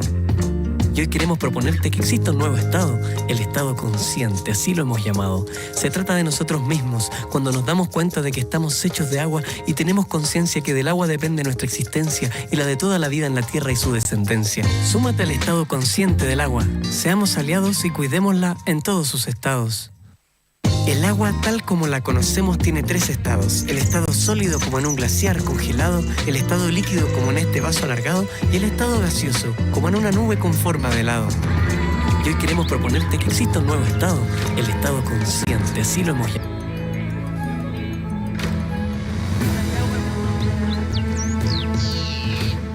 Bienvenidos a Campus Naturaleza UdeC, proyecto pionero que vincula la conservación y restauración de la diversidad biológica con el bienestar humano. Su comunicación y transferencia hacia la sociedad. Campus Naturaleza es impulsado por la Universidad de Concepción, la tercera casa de estudios más antigua de Chile, la primera creada fuera de la capital del país. Publicamos artículos en revistas especializadas. Contribuimos al desarrollo de políticas públicas sobre conservación de la naturaleza. Apoyamos a los sectores público y privado, creamos libros y otros materiales educativos y estamos presentes en los medios de comunicación con evidencia científica sólida para informar a la ciudadanía sobre nuestros invaluables ecosistemas. 1, 2, 3, 1, 2, 3. El IEB cuenta con 4 programas de investigación principales y programas integrativos. Los programas de investigación son Estatus y tendencias de la biodiversidad, Ecosistemas y contribuciones de la naturaleza a las personas, Agentes de cambio de la biodiversidad 1, 2, y Conservación y bienestar humano. 1, 2, 3. Los programas integrativos buscan llevar a la práctica y a la toma de decisiones la investigación que desarrollamos. Estos son el programa Biodata, la red de estudios socioecológicos de largo plazo, el programa de conservación en agroecosistemas 1, 2, 3, 1, 2, 3. y el laboratorio de invasiones biológicas. Además, contamos con las unidades de Administración y Finanzas, Comunicaciones y Transferencia, que brindan apoyo profesional a nuestras y nuestros científicos y estudiantes. Somos una red descentralizada de investigadores e investigadoras que pertenecen a prestigiosas universidades a lo largo El agua de Chile. tal como la conocemos tiene tres Además, estados. El para estado mejorar la sólido como en un infraestructura de glaciar apoyo a la congelado, investigación el estado científica líquido como en este vaso alargado y el estado gaseoso como en una nube con forma de helado. Y hoy queremos proponerte que exista un nuevo estado, el estado consciente, así lo hemos llamado. Se trata de nosotros mismos, cuando nos damos cuenta de que estamos hechos de agua y tenemos conciencia que del agua depende nuestra existencia y la de toda la vida en la tierra y su descendencia. Súmate al estado consciente del agua, seamos aliados y cuidémosla en todos sus estados.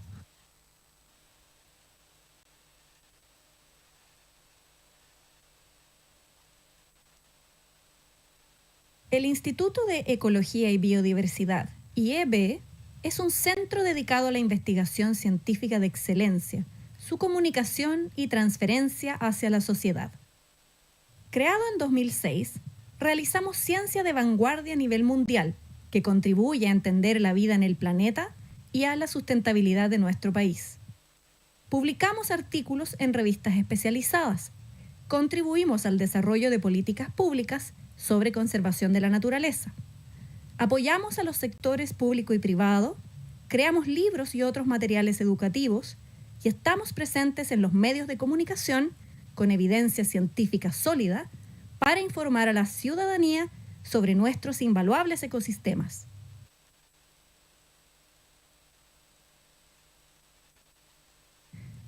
El IEB cuenta con 4 programas de investigación principales y programas integrativos. Los programas de investigación son Estatus y tendencias de la biodiversidad, Ecosistemas y contribuciones de la naturaleza a las personas, Agentes de cambio de la biodiversidad y Conservación y bienestar humano. Los programas integrativos buscan llevar a la práctica y a la toma de decisiones la investigación que desarrollamos. Estos son el programa Biodata, la red de estudios socioecológicos de largo plazo, el programa de conservación en agroecosistemas y el laboratorio de invasiones biológicas. Además, contamos con las unidades de administración y finanzas, comunicaciones y transferencia, que brindan apoyo profesional a nuestras y nuestros científicos y estudiantes. Somos una red descentralizada de investigadores e investigadoras que pertenecen a prestigiosas universidades a lo largo de Chile. Además, para mejorar la infraestructura de apoyo a la investigación científica, el IEB sustenta estaciones biológicas, donde realizamos investigación de campo y apoyamos la educación y desarrollo sustentable de las comunidades del territorio. Conoce nuestro trabajo siguiéndonos en redes sociales, visitando nuestra página web y suscribiéndote a nuestro boletín mensual.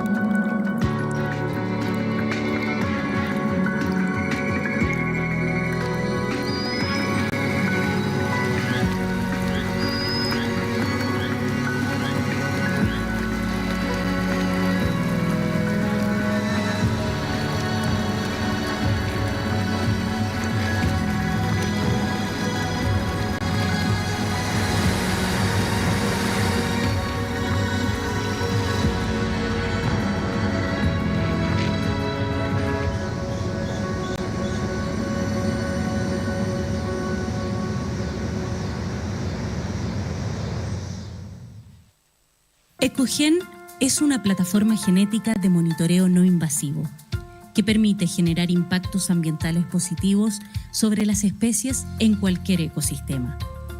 Analizamos la huella genética que dejan los animales mediante la colecta de una muestra de agua, suelo o sedimento para monitorear e identificar las especies sin observarlas ni dañarlas, permitiendo registrar con alta precisión y sensibilidad la presencia de organismos en su medio ambiente, al mismo tiempo que evitamos la pérdida de biodiversidad y cuidamos la naturaleza de los efectos del cambio climático.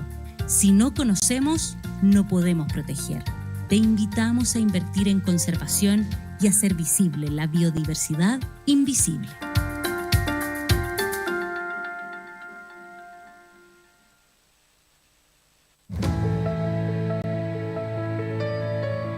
El futuro de las empresas es la sustentabilidad y eficiencia en sus operaciones productivas. Ese es nuestro negocio y en lo que somos expertos. En Biodiversa, entregamos soluciones integrales, innovadoras y confiables para los desafíos de sustentabilidad de nuestros clientes, generando una plataforma de servicio en agua, residuos y proyectos. Gestión de biosólidos. Valorizamos tus residuos para convertirlos en activos.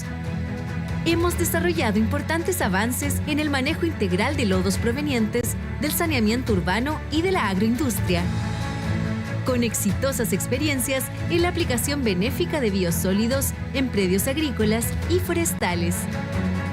Entregamos un servicio ajustado a los requerimientos de nuestros clientes y entorno, con el fin de entregar una solución confiable y responsable con el medio ambiente y las comunidades vecinas. Laboratorio Ambiental, especialistas en el análisis y monitoreo de aguas. El laboratorio de Biodiversa es uno de los más importantes del país, con un alto estándar de calidad y profesionales expertos en el área, orientando y satisfaciendo las necesidades de cada uno de nuestros clientes. Estamos en gran parte del país, con una extensa red de muestreo y laboratorios certificados. Con acreditaciones en el muestreo, análisis y monitoreo de parámetros físico-químicos de aguas residuales y como entidad técnica de fiscalización ambiental, lo que nos permite entregar un servicio oportuno y acorde con las exigencias, normativas y estándares requeridos. Gracias al desarrollo de tecnología e innovación, garantizamos la trazabilidad de nuestro servicio. De esta forma, entregamos a nuestros clientes resultados confiables para el desarrollo de sus operaciones productivas de acuerdo a la normativa vigente. Proyectos y manejo de riles, soluciones integrales, eficientes y ambientalmente seguras. Un servicio ajustado a las necesidades de nuestros clientes para el manejo de los residuos líquidos derivados de su actividad industrial. Importantes empresas respaldan nuestra experiencia y han confiado en nuestra gestión para abordar sus necesidades de sustentabilidad, desarrollando servicios y proyectos eficientes, confiables y flexibles, gracias a un equipo que genera valor y relaciones sólidas con nuestros clientes, colaboradores y grupos de interés a largo plazo.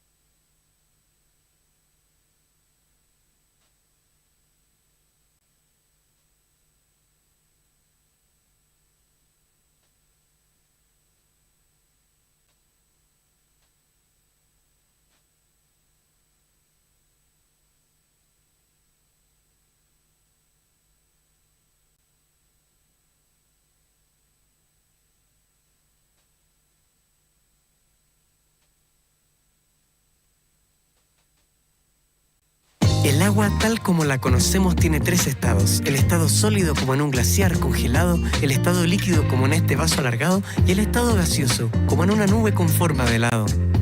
Y hoy queremos proponerte que exista un nuevo estado, el estado consciente, así lo hemos llamado. Se trata de nosotros mismos, cuando nos damos cuenta de que estamos hechos de agua y tenemos conciencia que del agua depende nuestra existencia y la de toda la vida en la tierra y su descendencia. Súmate al estado consciente del agua. Seamos aliados y cuidémosla en todos sus estados.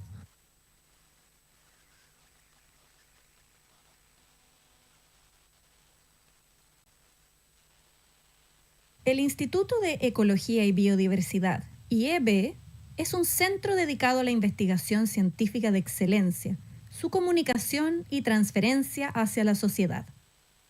Creado en 2006, realizamos ciencia de vanguardia a nivel mundial que contribuye a entender la vida en el planeta y a la sustentabilidad de nuestro país.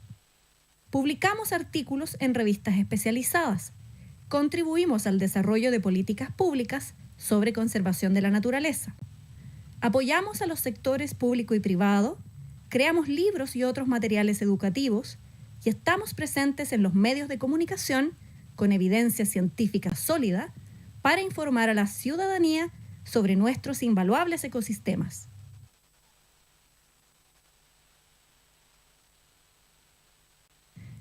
El IEB cuenta con 4 programas de investigación principales y programas integrativos. Los programas de investigación son Estatus y tendencias de la biodiversidad, Ecosistemas y contribuciones de la naturaleza a las personas, Agentes de cambio de la biodiversidad y Conservación y bienestar humano. Los programas integrativos buscan llevar a la práctica y a la toma de decisiones la investigación que desarrollamos. Estos son el programa Biodata, la red de estudios socioecológicos de largo plazo, el programa de conservación en agroecosistemas y el laboratorio de invasiones biológicas. Además, contamos con las unidades de administración y finanzas, comunicaciones y transferencia, que brindan apoyo profesional a nuestras y nuestros científicos y estudiantes. Somos una red descentralizada de investigadores e investigadoras que pertenecen a prestigiosas universidades a lo largo de Chile. Además, para mejorar la infraestructura de apoyo a la investigación científica, el IEB sustenta estaciones biológicas, donde realizamos investigación de campo y apoyamos la educación y desarrollo sustentable de las comunidades del territorio. Conoce nuestro trabajo siguiéndonos en redes sociales, visitando nuestra página web y suscribiéndote a nuestro boletín mensual.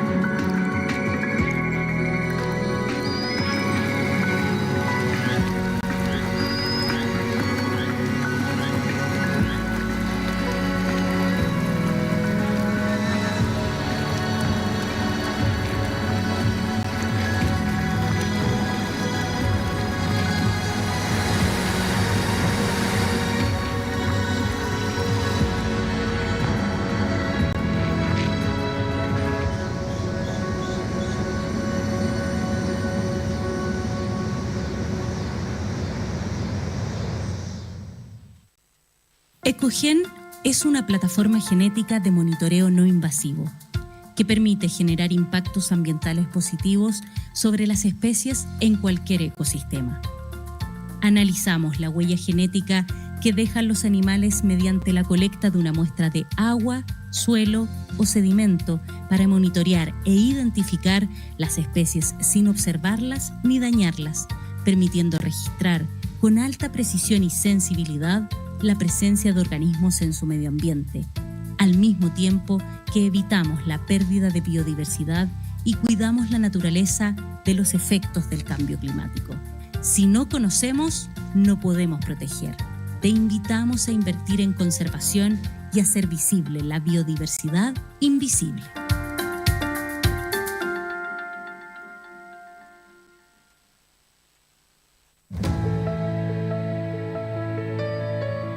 El futuro de las empresas es la sustentabilidad y eficiencia en sus operaciones productivas.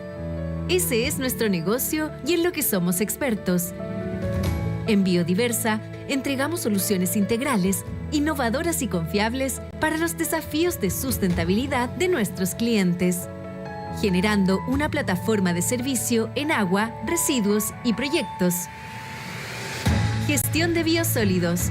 Valorizamos tus residuos para convertirlos en activos. Hemos desarrollado importantes avances en el manejo integral de lodos provenientes del saneamiento urbano y de la agroindustria, con exitosas experiencias en la aplicación benéfica de biosólidos en predios agrícolas y forestales.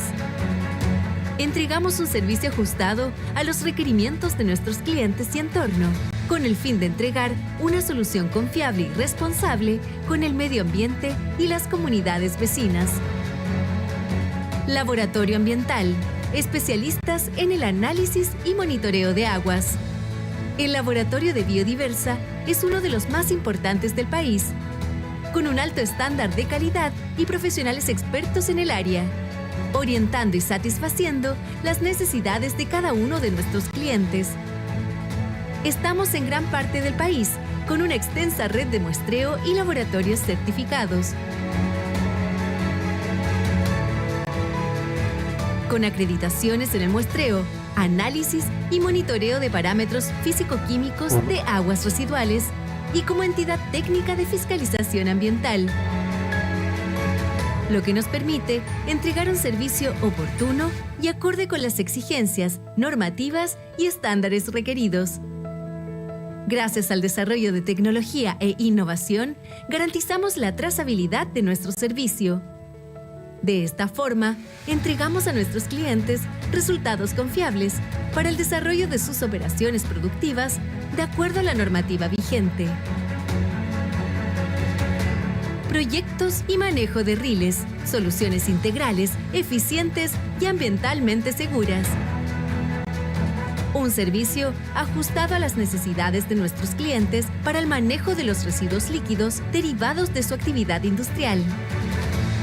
Importantes empresas respaldan nuestra experiencia y han confiado en nuestra gestión para abordar sus necesidades de sustentabilidad, desarrollando servicios y proyectos eficientes, confiables y flexibles, gracias a un equipo que genera valor y relaciones sólidas con nuestros clientes, colaboradores y grupos de interés a largo plazo.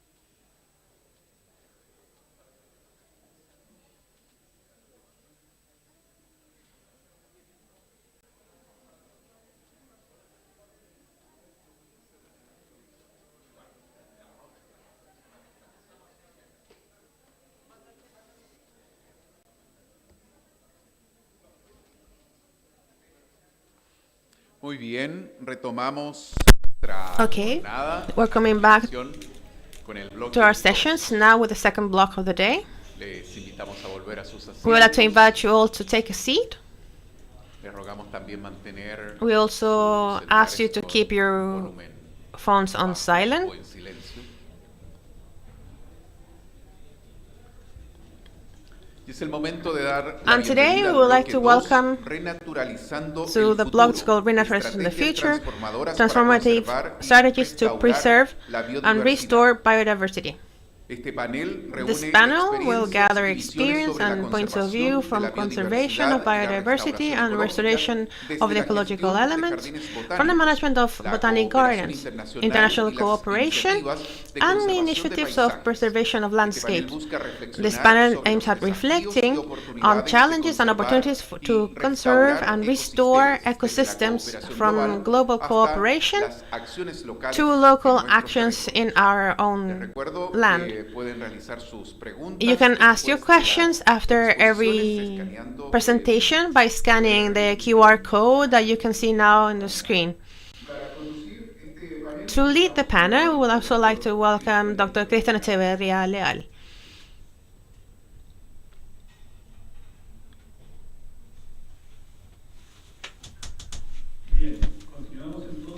So we would like to continue with the next part of our session. Now I would like to present Mr. Alejandro Peirano. Alejandro is an agronomer, and from 2019 he's been working as a director of the National Botanic Garden of Viña del Mar, one of the most important institutions for plant preservation in Chile.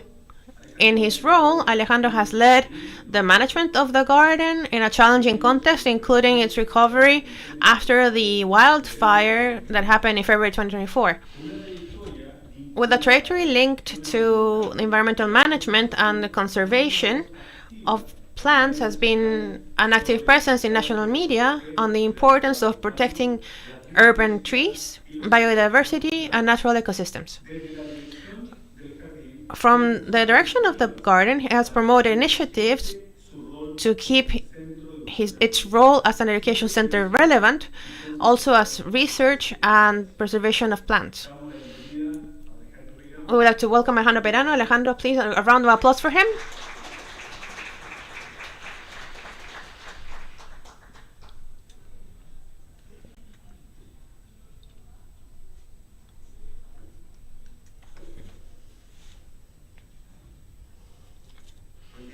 Good morning, everyone.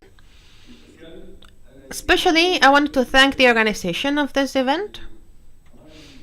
You have greeted us greatly, and I felt at home, really. Especially the people who doesn't really show up, like Cecilia and Loreto, who have been really present to organize everything we have done. I would like to start by mentioning two things. First, I felt really identified with the previous presentations with technology of a certain age and above. You know, it's not really comfortable for us to use, so I was laughing because I could see myself in them. We have to ask one's kid to solve these problems. They are quick solvers. So that's a view I have from my office. I work in the Botanic Garden since 2014. I was the head of projects until 2018. And then I took on the direction of the garden. I never thought it would be as challenging or as complicated as it's been to be having 400 hectares in charge that are located in the city of Viña del Mar, surrounded by urban settlements, as you will see later in an image that I think it's pretty common to say that you can show it in the Campus Naturaleza presentation. And it's also useful to see it, and I'll tell you why. This is an animation. You can come close. There's an arrow at the bottom. The red spot is where the botanical garden is. This is the last piece of land before going to the city of Quilpué. It's in the limit between Quilpué and Viña del Mar.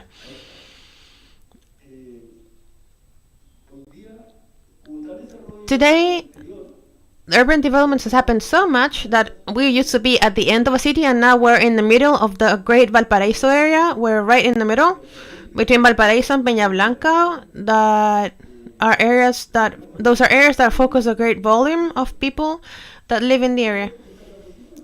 Everything you see in brown is the botanical garden, and everything around the perimeter are actual human settlements. You can imagine what that means to us.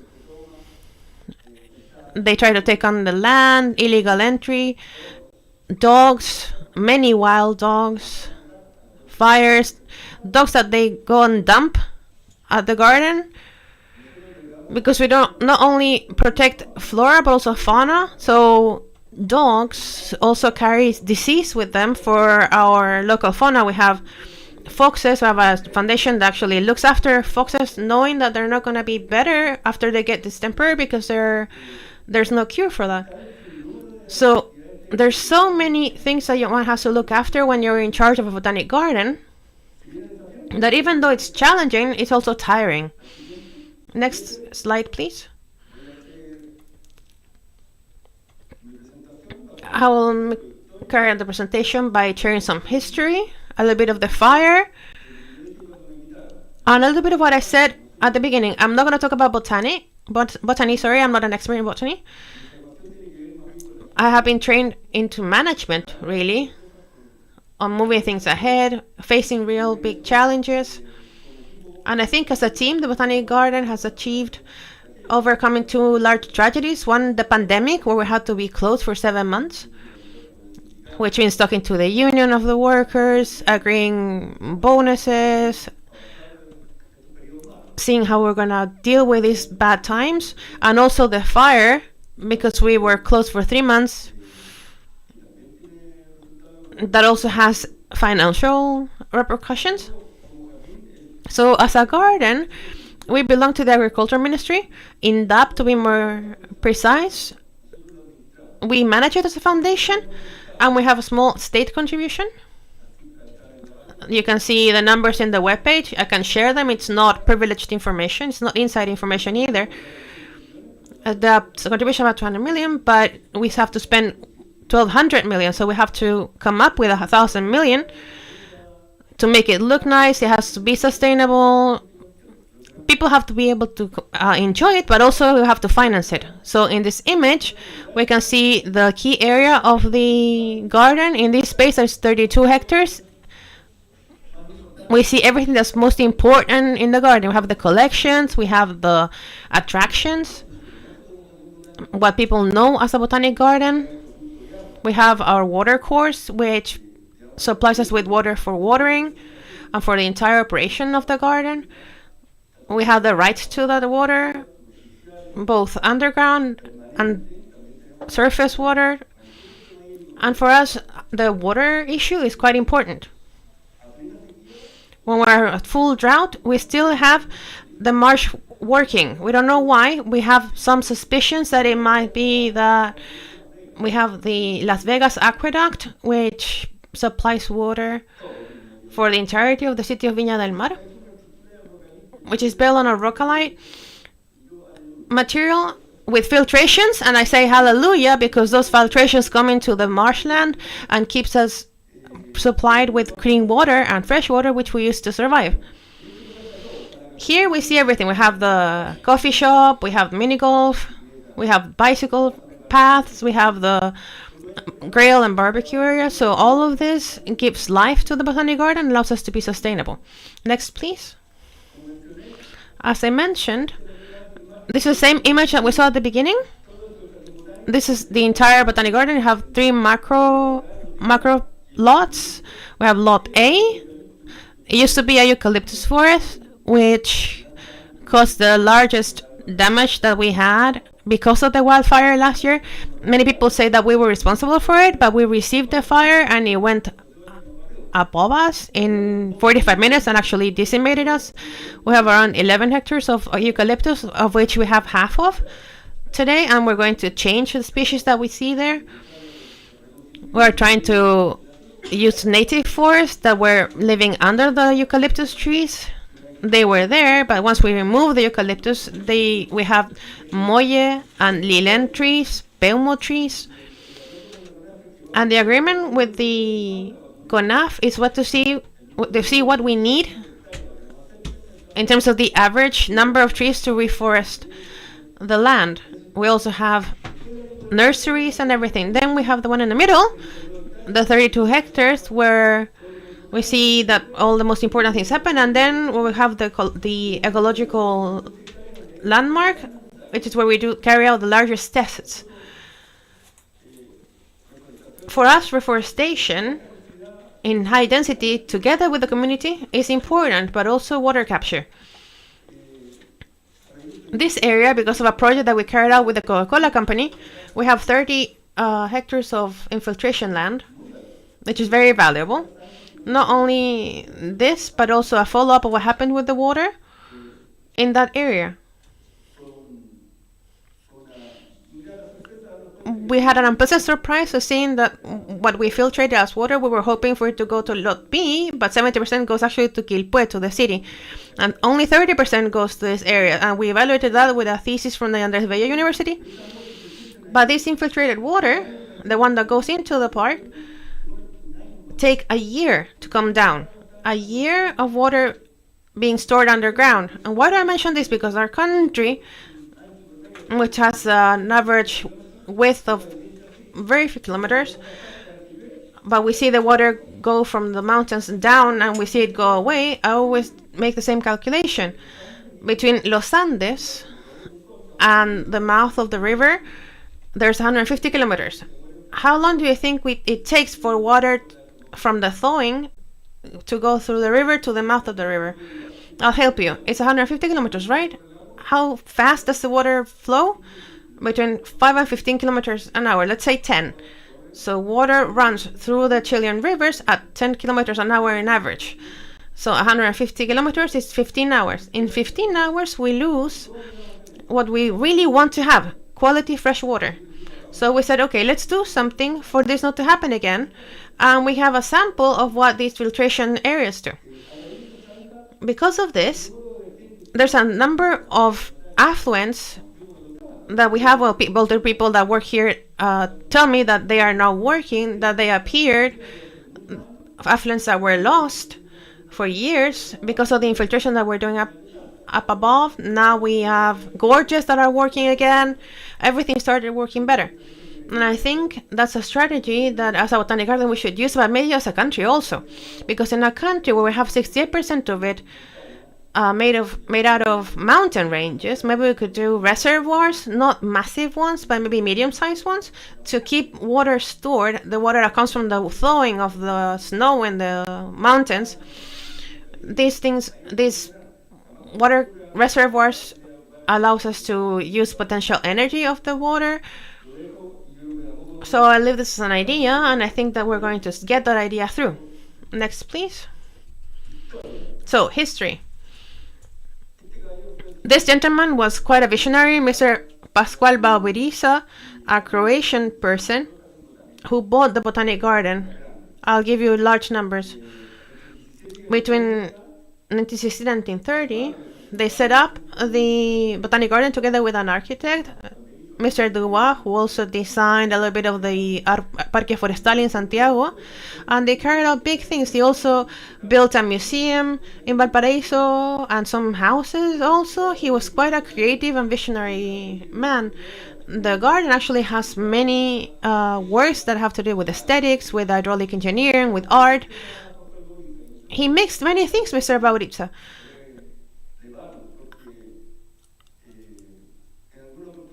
And we're trying to see them because sometimes some things were lost. There was a bulldozer that damaged some of them. Like it's not idea to carry out 200-kilo boulders and destroy something else with them. From 1950, we incrementally started moving to a public ownership. In 1951, here we have the chronology of what the Botanic Garden has been from 1917 to 1930. Pascual Baburiza from 31 to 34, Saltpeter Company of Chile. Actually, many people remember the name of the Botanic Park is called Saltpeter Park. We were a Botanic Park since 1951, but it was remembered as the Saltpeter Park. I studied in Viña del Mar in the French Alliance, and we used to go to parties, and we said we're going to go to the Saltpeter Park. That was engraved in our memory. Then we were run by INDAP, by CONAF, a mixture between CONAF and the Botanic Garden. By the end, in 2006, they transferred them to us. 30 years until 2036. And then we will have an evaluation of what the foundation has done. And we'll see if it gets renewed or not. We'll see what happens. We hope that we're going to carry on having it. Maybe not under my watch, but hopefully with the importance that the Botanic Garden has for the community at the center. This is important because now we're going deeper into things that people talk about here, which are greatly important for us. Today, we have visitors of around 400,000 people a year. How have we gotten there? In 2014, we had 200,000, so it grew exponentially. And then I'll answer a question like, how do you get young people to come to botanic gardens? They asked the first speaker today. And then I talked about it a little bit. We not only carry out botany projects, but also things that go together with botany, but also that are entertaining. Medieval fairs, children's fairs, recreational activities, guided tours. We bring the community in to be part of the activities that we run in the community. The people in Viña feel part of the botanic garden. We have quite strong relationship with them, and not only strong because of the number, because we're talking about number, but they're communicating with us through social networks. We receive messages saying, you know what, there's a sick duck in the lagoon. So I react to that. I say, like, I mean, not me as a person, but the people that work in that area actually react to that, and we have a very connected community. And I say copy us because we save time by copying the good things. So copy us. Next slide. I will not read all of it because you will read it. I think it's really boring when someone starts reading the presentation, but here we have a chart of 2023. We see several things. Back in 2023, we were coming out of the pandemic. We got to a perfect decreasing curve, but after the pandemic, we felt it. We really felt it, and I think in 2023, we had a decent year, not a bad year, with our resistance curve. That's quite important. This curve that you see here is repeated every year. The worst month of the year for the botanic garden is June. By economically analyzing it, we have to get financed. And in June, we have a very bad time. Because in 2023, it's the same as 2022. The shape of the curve is the same all the time. High in January and February, the worst month being June, up in September because of the national holidays. And because we have a picnic area, so people go on to barbecues there. Then we have October and November, and then we have November, December, and it's people are focused on Christmas and stop visiting the park. And we have the same shape in the curve, but since we have students, you can see what the summer vacation looks like. That has alterations, but we see the same lower V in June. This is likely that it happens to you here because we will have that kind of visitation also here in the park in Concepción. After the fire, this is the curve of the fire. It's very different. We were closed January, February, and March. Then we were able to open partially. Everyone was supervising us so that we wouldn't make a mistake at all. So we opened the road. We started up enabling the access. We still have people that think that we still haven't recovered, that we haven't opened. And people have gone there and said, you know what, there was no fire here because it's difficult to find traces of what was burned. Well, mainly because the forest itself disappeared, but in the rest of the area, you cannot really tell. One, because of the work that we've done. Let's not forget that in 2024, we had a lot of rainfall, about 600 millimeters for us, so that's an abnormal year without erosion. And we feared that the 600 millimeters were going to actually harm us, but they didn't. And this year we have 350 millimeters, but well distributed. On the good side, this is good, but also it's bad because we have grass that's around 1 meter high now. So in November, that will go from green to yellow. And we'll start with the race of protecting the botanic garden against fires in the summer. Here we have the distribution of people that came to the garden. We have a high number of adults that come to the garden. Our fees are really low.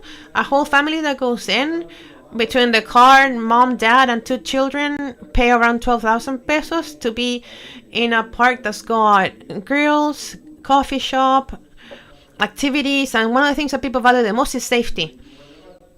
We have rangers who are always there. We don't have really criminal activity there, and I think people really value that, and they visit us because of that. Next. So the fire. Here you have the cursed event. I was there. I was in the garden that day at 3 in the afternoon. We didn't see the fire. The fire was going like many other fires come from the south to the east, always in that direction. But this fire was on the south of us. And the only thing we felt was wind. At 3 p.m., we got wind gusts of 30 kilometers per hour. And I said, Juan, you know what? The head of the security said, like, this is dangerous. But I said, no, this is isolated. And when we saw that at 4 o'clock the wind turned, we kicked everybody out. We evacuated 700 people. Nobody says that. We had carried out a drill. So we were really quick on doing that. We took an hour to get 700 people out of the garden, reimbursing the fees, because people didn't want to leave. They had their covers, their blankets on the grass. It was a chaos, but the entirety of the garden dedicated themselves to evacuating the people, the 700 people. If we hadn't done that, maybe 500 people would have died in the fire, because from when they moved away until the fire arrived, it was 40 minutes only. And we wouldn't have had time to evacuate everybody when that happened. We were lucky to have made that decision without a warning. It was only something like a gut feeling.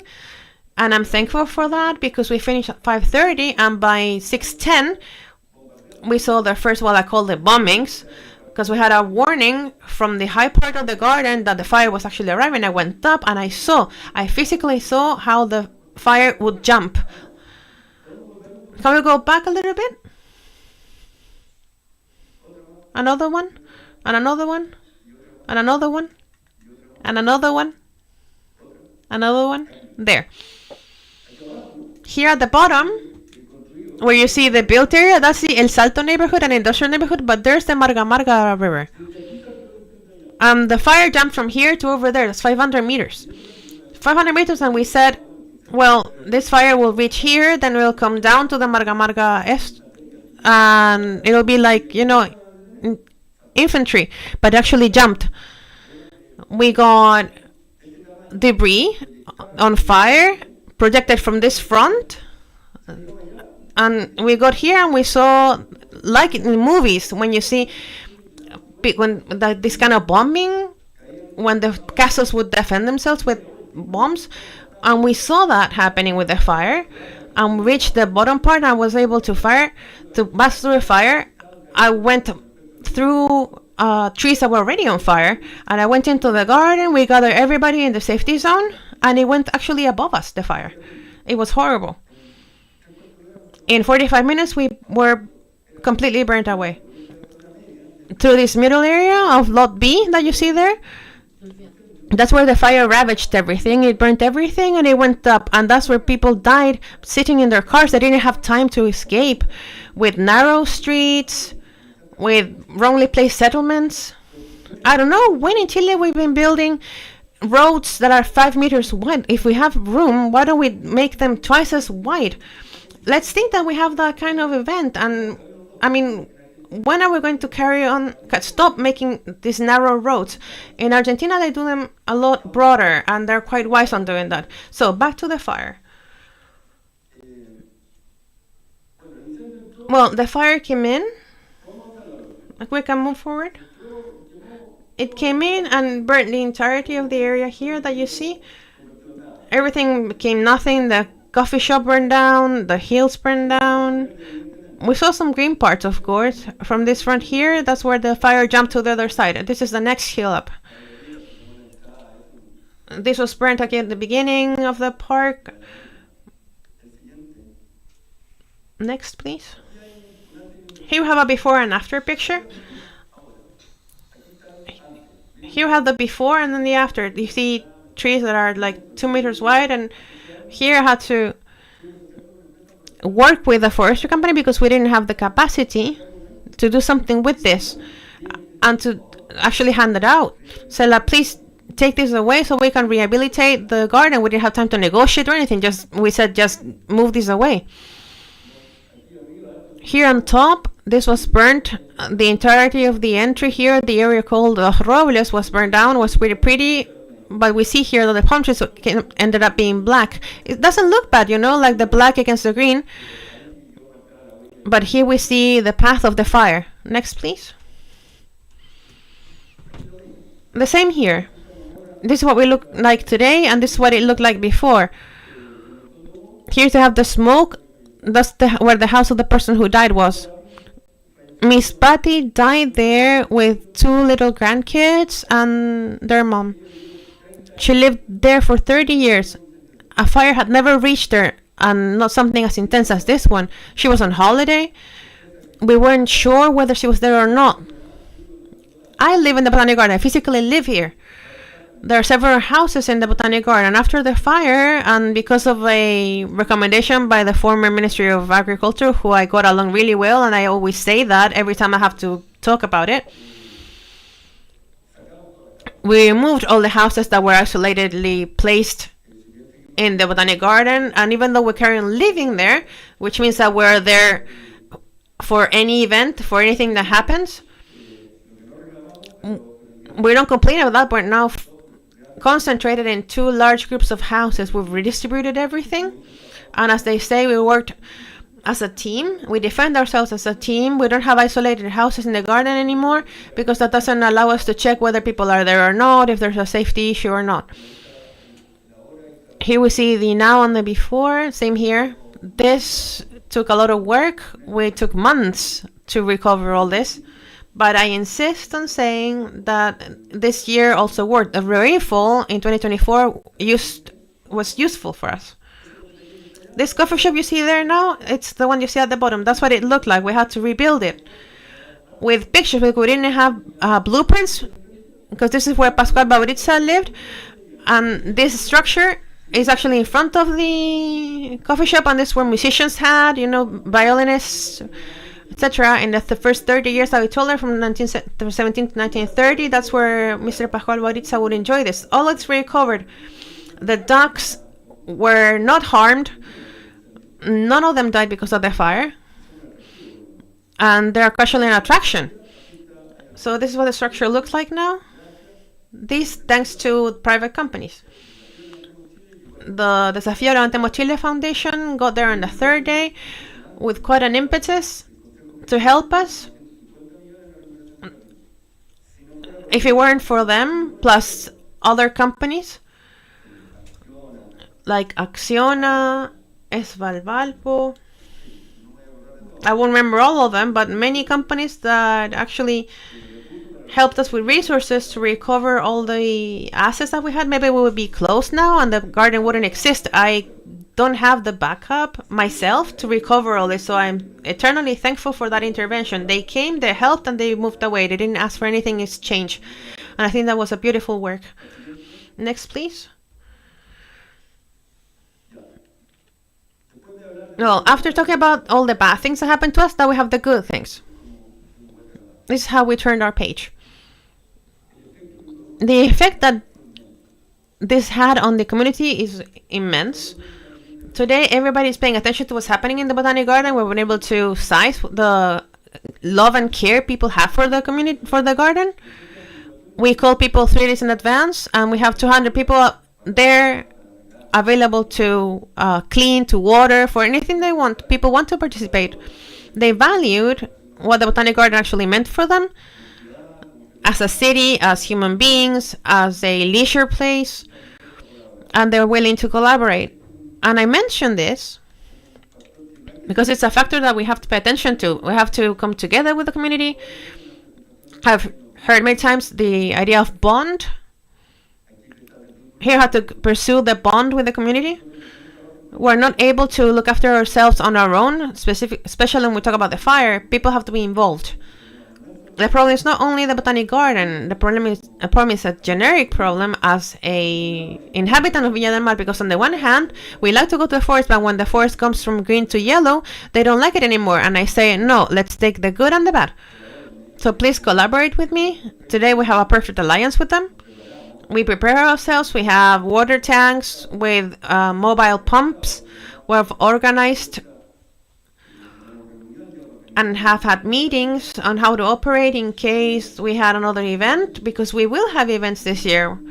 We didn't have any last year, of course, because the people who started the fires are actually in jail. None of them went to jail.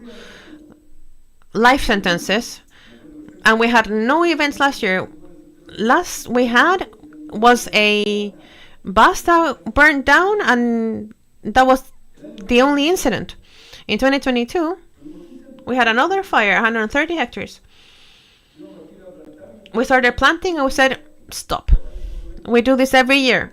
We burn down, we plant again, and I think we're not doing the work right. Let's analyze what's happening. So we stepped for information. We went to CONAF. I did that, and I said that the botanic people had to do that. They gathered data about the fires, etc., and we collected a lot of useful information. And I tell you, please do it. Fires, 90% of them are always happening in the same place. The amount of fires of 100 hectares and more. We see what the seasons are where they happen. So we built a table and said, you know what, the worst enemy is a road that we have in the middle. It's called Camino del Olivar, and that's our worst enemy. 90% of the fires start there. So what do? We put permanent guards in that road, and they go up and down in their motorcycle every day, because that road is a typical focal point for fires, and they always come from there. That's where the fires go, from there. And then we say, you know what, this part doesn't have any fire, so let's not look after that part so much. We know that the fires come from here, so we narrow the chances for fires, and we see how often big fires occur, because we know that historically this has happened before. So I advise you to do that analysis of fire occurrence, of where they happen, because you start narrowing the spaces. You don't have to look after the entirety of the place. I have to look after the places where we see these events happening more often. Well, here we have cleaning activities, planting activities. We were really organized with planting. Everyone's dream is to plant a tree. That's a fact. Even in the summer, they say, you know what, I want to plant a tree. And I say, well, start organizing them. And I tell them, well, this is the goal of some of our tours. We say, you know what, we're in an area that has cycles. I was born in that kind of area. And if you don't plant it there, it's a whole year that you lose. If I don't plant it with the rainy season, I lose another year. So I have to be really careful with this area, because we have really marked rainy seasons. And if I don't plant in that rainy season, I have to wait for an entire year for the rain to come back. So secondly, Mediterranean climate, it's very marked in terms of seasons. Third, the kind of forest we're going to do. We're moving the old sclerophyll forest. And we were asked, what do we plant now? We say, you know, sclerophyll forests, the one that has been there for millions of years, and the one that has suffered the effects of evolution, and the one that subsists, and the one that comes back after a fire, and the one that can take on a drought, and the one that adapts to droughts. And I'm not wrong. If I have to plant, I'll plant sclerophyll forests. And we have this so much in mind that people have no other option when they want to plant, because some people come because of a romantic kind of way. They say, I want to plant a tree because my husband died. We have an area a little bit for that, for people to have this bond with the garden. And in the riverside of the El Olivar marshland, we also allow them to do that. There's a lot of that in the botanic garden. I have 3 minutes left. Oh, next, please. Here, what you have done in terms of the tanks. Well, there you have the minister. There, pretty much on his knees. we got organized with them. That is the Canal Chacao community. I don't know if you ever heard of the condition of Botania. That's an area that didn't burn down because they had worked before on the land. Well, this is them. Botania is on a side of the hill. They cleaned that area and the fire did not affect them. So here we put 3,000-liter tanks, and people had been trained. Because I've been criticized a bit, saying, you know what, people are not prepared. But I said, you know what, they are prepared, and if they are not prepared, at least get them to defend their homes, maybe. I know it's not an ideal position. I mean, they have to fight the fire, but with a 20-liter tank, I was able to save my own house from the fire. So maybe just shape it, organize it, but do not block these options. I think they're really important. We receive a lot of children, 25 or 30,000 kids per year. Next, contributions from CONAF, collaborations with lingues and canelo trees. We've had a very good bond with the community and us. And here you have the result. CONAF tanks set up. Today we have set up everything so that after the beautiful winter and spring season, we have summer when we have less people visiting, but we have the worst enemy appears. So we are preparing now. Happy to collaborate with the training of this new campus. I think that we can help and tell you a little bit of what might or will happen. Also, social networks, really powerful as a tool. We're trying to be connected with people, and that has helped us a lot. With fairs, a way of entertaining people is carrying out activities. On the botany side, some people come, but not many. The difference between the botanic activity is 200 people, but the medieval fair is 5,000 people. And we're trying to look after financing for the garden. We have to look up those options, respecting nature, educating people. Because we say if it goes through there, maybe botany is damaged, but we need that kind of finances. So this is what I can share with you. And whatever you want in the future, I'm more than happy to share with you. Thank you.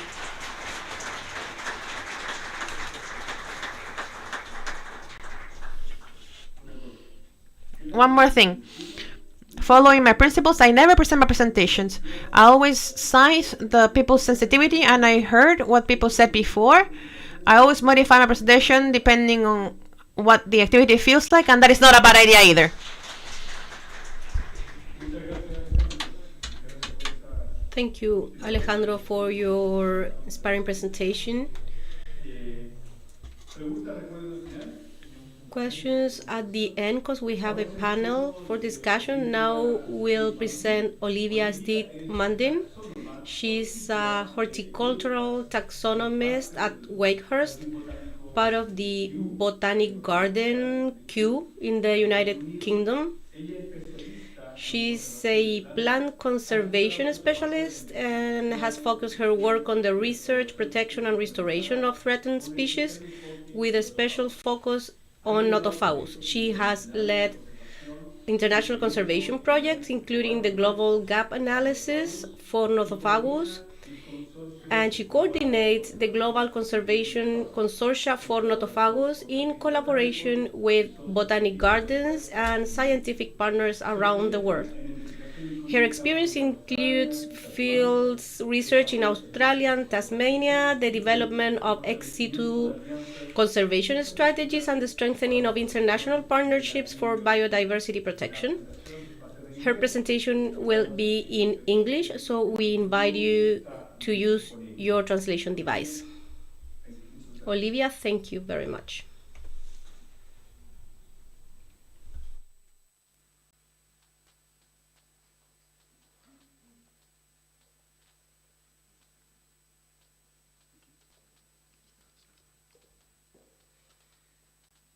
Okay, I just wanted to start by saying thank you so much for inviting me here. Thank you to University of Concepción and Campus Naturaleza for this wonderful event that you've organised. So I wanted to start really just by introducing to you Wakehurst. It's not working. Maybe it's me. Introducing to you Wakehurst botanist, which is Kew's Wild Botanic Garden.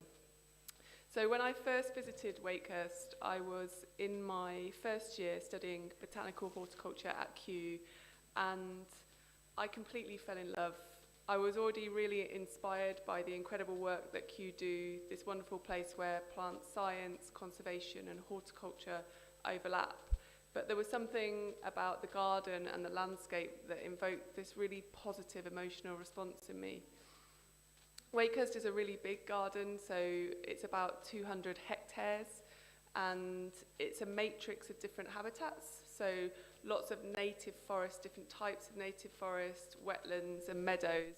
But in the centre of all of that is a wonderful collection of temperate plants that have been collected from all over the temperate biome. And it's quite a varied topography, so there's a big valley that runs down the middle that creates little pockets of humidity, lots of microclimates, which makes it really good for diverse plant collections. And there's wonderful kind of viewpoints and big sandstone rocks that kind of punctuate the view. And it was there and then that I decided that I'd really love to have a career at Wakehurst, and I was very lucky when I finished my diploma in horticulture at Kew, and then I stayed on to do a master's there, that a job came available as a botanist. And, okay, is that working? Yeah. A job became available as a botanist, and I was very lucky to get that role. So that's the capacity that I'm speaking to you in today. My job is mostly focused on conserving plant biodiversity ex situ. So I'm going to talk to you, half of my presentation will be about that. And I'm going to focus on kind of a local project that we're doing to increase the value of our ex situ collections, and then a more global approach. And then the second half of my presentation is about some work that my colleagues are doing to connect plant conservation and human well-being. So just to put it in context, I think we all know that, you know, with an increasing threat to plants in the wild, botanic gardens have had an increased role over the last sort of 40 or 50 years in their plant collections being used for ex situ conservation. So these are collections which are actively managed and curated for the purpose of conservation. So how are we doing globally? Well, there are around 100,000 species in botanic gardens globally, which represents about a third of plant biodiversity. And really importantly, about 40% of threatened species are in botanic gardens. And at Wakehurst, we're really trying to do our bit. So we have around 5,000 species. Half of them are naturally sourced, and we've got 350 threatened species. And I think whilst it's really important to celebrate these figures, I think it's also very important to really think about if we want our ex situ conservation collections to be these repositories where species are safeguarded ex situ, then we need to continually increase the value of our ex situ collections. And so I've got two examples of some work at Wakehurst which I work on. One which is a local example where we're trying to safeguard and replicate some of the threatened collections locally, and then this more global approach through the meta collection where we're trying to increase genetic diversity. So starting on the local level, Wakehurst has got this wonderful collection of rhododendrons which have been collected over the last sort of 50 to 150 years, so lots of big specimens. And in the spring, the landscape is completely transformed into this wonderful, colourful display. So it's really important from a visitor engagement point of view, but also our collections are important from a conservation point of view as well. So we've got, there was a report published by the Royal Botanic Gardens of Edinburgh a few years ago, which found Wakehurst to have the second most important conservation collection of rhododendrons in the world. At about the same time as this, the horticulturalists were noticing a decline in the health of the rhododendrons in the collections, and it was probably a combination of the age of the plants, but also compounded by a change in climate, so more summer drought. So on the back of this, they decided that it was very important to really focus on safeguarding the collection, planning for succession, and also replicating what we have. And this is where I came into the equation, because my first role as a botanist was to find these threatened rhododendrons and to verify them so they could be propagated. And I have to say it was very challenging to find them in the collections, because they're planted in a part of the garden that is quite wild. It hasn't been curated that closely, and obviously the plants have been there for a long time, so many of them weren't geolocated and they didn't have any labels. So I traipsed up and down Westwood Valley trying to find them for a few springs, and then when I found the plants, I'd collect a specimen and go to the herbarium to verify it. If anyone has ever done any rhododendron identification, you'll feel my pain, because they're very difficult to identify. There are around 1,000 species, and as a junior botanist it was very challenging, but I persevered, and I think I verified around 120 or so. So then it was up to the nursery team to propagate them, and rhododendrons are also quite challenging to propagate, particularly when they're old and they're large-leaved specimens. So it took the nursery team a couple of years of trialling different methods of cuttings and honing their skills. And then for the most challenging species, they're doing air layering as well. So I'm pleased to say now, when we fast forward about 5 years, we've got this lovely batch of rhododendrons ready to go back out into the collections. And we've just gone through the gardens to do a health survey of the rhododendrons, really just to identify the pockets in the gardens where the rhododendrons are still thriving. So these are the places that we're going to be planting back out into. And then we're also going through the species just to identify anything that we think will no longer be suitable for our climate moving forward, so that we can share these propagules with other gardens as well. A nice local. Now just moving on to the global level. So what I want to talk about is the meta-collection approach to ex situ conservation. And I think this is a really exciting development in botanic gardens over the last 5 or 6 years, because I think if we really want to safeguard species ex situ, then we need our collections to be genetically diverse, and we need them to be replicated at different sites. And it's just not really feasible for, you know, a few organisations to be doing that. And so there's been a real shift in thinking that rather than botanic gardens kind of having just their own collections that they're managing in silos, particularly for threatened species, we should start to view them as global meta-collections where individual organisations have the plants, but they're stewarded, they're managed collectively for the purpose of conservation. So at Wakehurst, we've had the opportunity to try and facilitate this approach through our role. We recently took on coordinating the Global Conservation Consortium for Nothofagus. And so we've been trying to facilitate this meta-collection approach. So the first thing we did was to undertake a conservation gap analysis of Nothofagus, with a particular focus on ex situ collections, so finding out on a global scale which species are in the collections, how many individuals there are, but really importantly, which populations they've been collected from in the wild, so that we could run some analysis to identify the populations that are already kind of captured by ex situ collections and where the gaps are, so that as a global community, if we want to come together to fill those gaps, where we would need to focus our attention. Just at a very top line level, some of the key findings from our analysis was that less than half of the threatened Nothofagus are in ex situ collections at all. So none of the tropical species are present.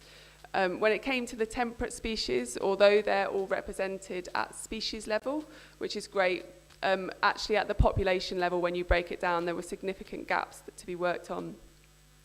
So now it comes to the exciting bit where we start to work together as a global collaboration to try and fill those gaps. And obviously, I'm really happy to say, from the Chilean perspective, I think the fantastic work that's been going on at Campus Naturaleza has filled those gaps before we'd actually even published our data.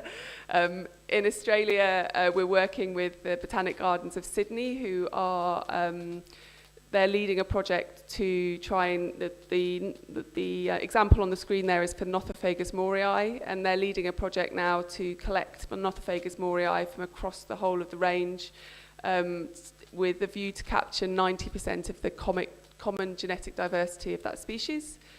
And then in the tropics, where there's the biggest gap and it's the most challenging kind of environment to work in, we're in the really early stages of setting up a collaborative project with Bologna University and the Millennium Seed Bank to hopefully build a conservation seed bank there and to build capacity to manage the seed bank and do the field work to collect Nothofagus and hopefully get it seed banked in ex situ collections. Okay, so I'm going to move on to the second part of my presentation now, which is really about how we're using our collections to connect with human well-being. And this is all really work that colleagues are doing, so I'm sort of speaking on other people's behalf. So I wanted first just to go back to the landscape really at Wakehurst and talk a little bit about it, because the thing I think I hopefully expressed through my introduction at the start is I think that Wakehurst is very adept at using its landscape to connect to visitors. We have around 400,000 visitors a year, so it's a lot of people to connect with nature and to try and invoke that positive emotional response that I explained I had. And I've tried to unpick why I think Wakehurst is quite successful at that.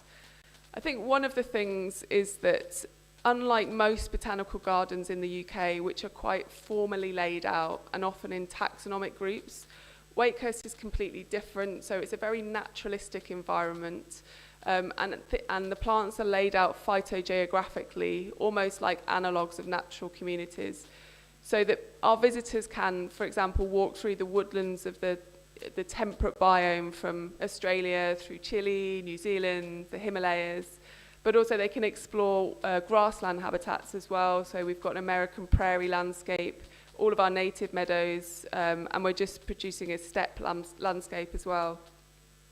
And then I think they're really good at using kind of tools and to try and encourage people to explore the landscape. So just something so simple from this meandering mown path through meadows, there's paths through all of our meadows at Wakehurst, and doing things like exposing these incredible tree roots on the rocks so people can really explore what tree roots look like. And then that's echoed in wild play opportunities for children and natural sculptures and things, I think, which it's really important not to underestimate the power of using the landscape and tools like this to connect visitors, to make them feel excited about nature and to invoke that lovely kind of childish-like sense of exploration and excitement. So that was a local level. I want to move now on to more on a global scale, what Wakehurst are doing. And this is a really exciting project at Wakehurst called Nature Unlocked. And it's a huge collaboration between lots of scientists at Kew, Wakehurst, and universities across the UK. And basically, Wakehurst has opened up its diverse landscapes, its diverse plant collections, as a living laboratory where scientists can research about nature-based solutions to some of the biggest questions that are affecting or going to affect humanity. So questions on carbon storage, pollinator abundance, nature connectedness, and human well-being. And what's really important about this project is that it's funded by the UK government. So the idea is the results from this research will be used to influence policy and strategy. And obviously that can have an implication certainly on a national level and potentially globally as well. So I'll talk a little bit about each project, just starting with the carbon storage project. So for this project, the researchers are looking at carbon that's stored both above the ground in the vegetation and also below the ground. And they're looking at that in all of the diverse habitats from our different types of native woodland, meadows and wetlands, but also the difference between exotic and native tree species. And then they're also looking at the way that carbon moves through the landscape. So there's permanent monitors for carbon set up in all of the woodland environments, the wetlands and the meadows. So the results of this research are hopefully going to be used to inform targets and policy around carbon offsetting. And then just moving on to the pollinator arm of the research. So the team are really interested in native pollinators, some of the pollinators that are less well known, so small solitary bees and bumblebees particularly. And they're looking at pollinator abundance. Again, their big focus is looking at native and non-native trees. So they're using bioacoustic sensors to monitor the abundance of the pollinators. And then really interestingly, they're using an element of citizen science as well, so getting the visitors engaged in this project. Visitors to the garden can download an app and go on a trail where they can record pollinators on specific trees in the landscape. We're hoping that the results from this research will then go on to influence decisions about urban tree planning and potentially agricultural policy as well. So then the final arm of this Nature Unlocked project is called Nature Connectedness, and it's actually Nature Connectedness and Human Wellbeing. I'll talk about this one in a little bit more detail. So this project is a collaboration between Wakehurst and Royal Holloway University in London. And they've carried out 2 empirical studies where they're looking at the relationship between nature connectedness and well-being, and then the influence of different habitats on that. So they've done 2 studies, one in adults and one in children. I'm just going to talk about the one in children. So they've taken around 1,000 school children into the landscape in small groups, and then they've modelled how to connect with nature, so nature connectedness modelling following kind of structured programme. And then they've led the children into one of 3 different environments. So they've either gone to a meadow, a woodland, or a wetland. And they've measured their nature connectedness and well-being scores before their visit, and then the same scores again, measuring the same things after their visit to compare the difference. And I'm pleased to say I have got a few very top-line results I can share with you on that, which are very encouraging. So the results found the stronger the connection to nature after the children visited, the more improved their well-being. The greatest improvement that was seen in well-being was for children who had the lowest scores before they visited. And then finally, of all of the environments, it was the meadow environment that created the highest connection to nature. So the team are now trying to unpick those results a little bit, understand them a bit more, and then publish the research. But they're hoping that the results of this will be used to influence health policy, particularly about embedding nature solutions into social prescribing. In the meantime, at Wakehurst, we're already developing programs which are using these findings. So our educational program at Wakehurst, which sees around 12,000 school children every year. The teachers now model nature connectedness on all of the groups that go into the landscape with a view to increase their well-being. And they're also going out to schools to teach, train teachers in how to model this nature connectedness to their students to cascade that effect further. And then we're also developing a program for adults, the Discovery and Access program. And this program is specifically targeting people who have issues with their mental health or their physical health. And it's using the diverse landscapes at Wakehurst to try and connect those people to nature, and in so doing have an impact on their well-being. And importantly, it's already sort of linked into the social prescribing element of the local healthcare, and doctors can actually refer patients onto these schemes, or people can self-refer as well. So I think this is quite a nice example, really, because it's kind of showing that whole full circle from the local, so using our collections for research, potentially having an impact on human well-being at a national level, certainly, and then we're embedding that back locally to hopefully have a positive impact on the well-being of our visitors. I think that's all. Thank you.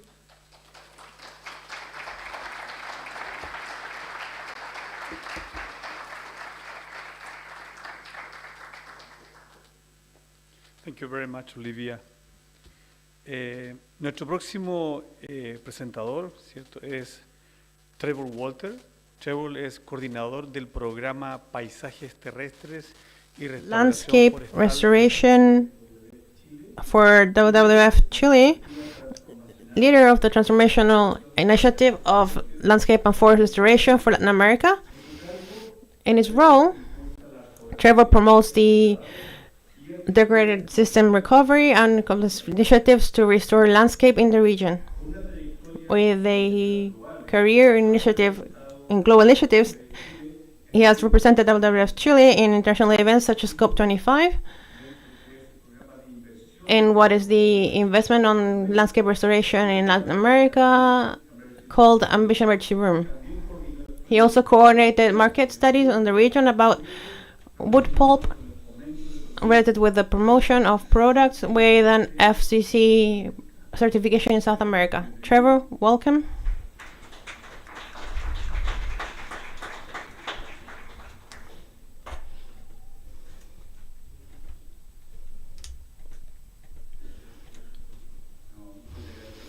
Well, thank you, Christian, and thank you for the opportunity of being able to present my work here. I know that in Campus Naturaleza Chile, which I had the chance of visiting yesterday with part of the team, we saw our focus on bringing people and experiencing what we're seeing here, and that includes the restoration also of the landscape. And I want to talk a little bit more about restoration today and its relationship with well-being, because on the one hand, restoration is quite a complex topic. There are several different sides to it, but it has to be a discipline, well, something transdisciplinary. And when we come into spaces of transdisciplinarity, many times we start talking about people who have been trained in very different subjects. I am a forestry engineer. I have worked my entire professional life in the area of conservation. But many times when one starts working with somebody from the psychology area or from education area, terminology that we use is not the same. So we have to start from concepts on how to share our knowledge with other players and just listen, and also understanding how this works and what prestations there are within these other disciplines, so that we can strengthen also in order to carry out these connections. I come from WWF, which is the worldwide fund, and I wanted to highlight this because we have a point of view on conservation. We are an organization that seeks to reduce threats to biodiversity worldwide,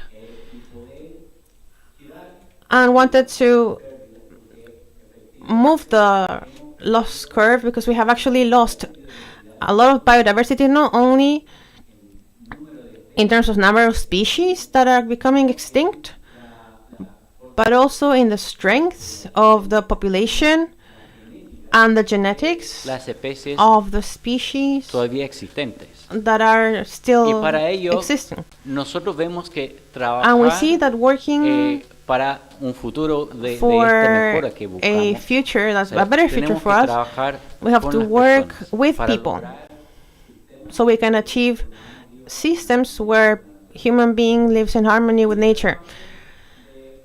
And that part of harmony has a lot to do with the well-being of people and how this relationship between nature, in which we say that we are part of nature, will strengthen well-being and will also allow sustainability in time, both of the other elements of nature, such as ourselves. And in that sense, one of the foci where we work is the solutions based on nature. This is part of the conservation focus that we use, because it's a point of view that addresses social challenges. Thought about it as a fan of different topics, because now we're all living and getting to know what climate change actually is. Some of us understand this a little bit more in terms of the effects that this causes, the natural disasters. I mean, Alejandro was mentioning wildfires. Actually, what we have seen in Chile is that even more fires are happening every time that are affecting our safety and security and part of our well-being. And these are things that not only have to do with climate change, but also with the distribution and integrity of nature that may give us opportunities to mitigate risk of this kind of risk and other kind of disasters that one could see up to when we see that these are natural disasters in the context of the changes that we have caused to the earth. But we also address solutions based on nature, different topics related to employment, food, health, water. And these are solutions that work together with nature to achieve conservation, but also to improve human well-being. And for some people, these are solutions for conservation, which are quite contentious, because historically there has been a point of view towards conservation that has been quite focused on biodiversity alone and forgetting a little bit about the nature component that is actually people. And that for us, not only those who work in conservation, but also people in general, look after nature, we have to understand it, we have to see how we are linked to its processes and the impacts that it has on us, from quite concrete physical ones to psychological and cultural ones. And within this fan of solutions that we see, we have many. I will focus on one in particular today, which is the landscape restoration. And landscape, well, out of a concept, restoration is something that has many sides also, and many ways of seeing it. And when people think about restoration, most of us think about what Alejandro was also mentioning, about people who want to go and plant trees, right? But restoration is not only trees, it's not only forest, but it is about the recovery of whole ecosystems and all the components that what this has. Understanding that these are diverse. And when we see that in the context of landscape, we're not looking only at a site, but we're looking at the whole. Something that has many elements, among which, yes, we have human settlements within these landscapes that require restoration. Because everywhere we see nature working at different levels regarding certain attributes that we might want, but nature is everywhere. Landscape here, where I have mapped a landscape here of High Paraná between Brazil, Argentina, and Paraguay, which is a place where, like WWF, we work on. And the idea is try to understand the context of this landscape as a socio-ecological formation with attributes for human beings that are economical, cultural. Within this landscape, we have indigenous peoples, the Guarani people. There are protected areas. There is an agricultural activity that's quite strong and important for the local economy. And when we start designing landscape restoration, we have to understand these elements that are there and to think about ways of addressing the different threats, types of degradation, and the relationships between all the components of a landscape to address a recovery strategy that is comprehensive. And this way of seeing restoration, landscape restoration, has these two main goals: recovering the integrity and functionality of the ecosystem, understanding it as all the elements of the ecosystem,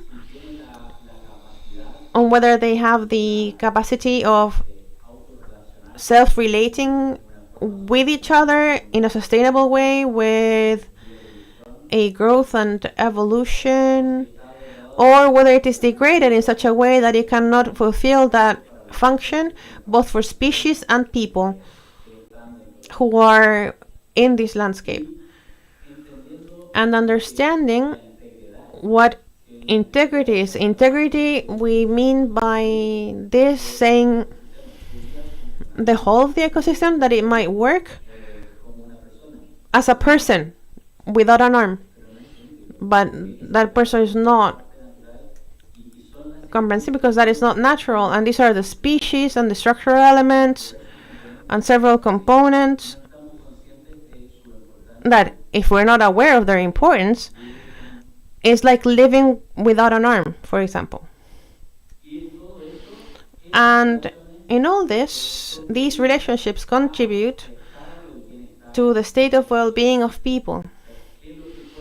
So what can they expect in these relationships with the other elements and attributes of nature where we are? When we talk about restoration, I want to mention also different ecosystems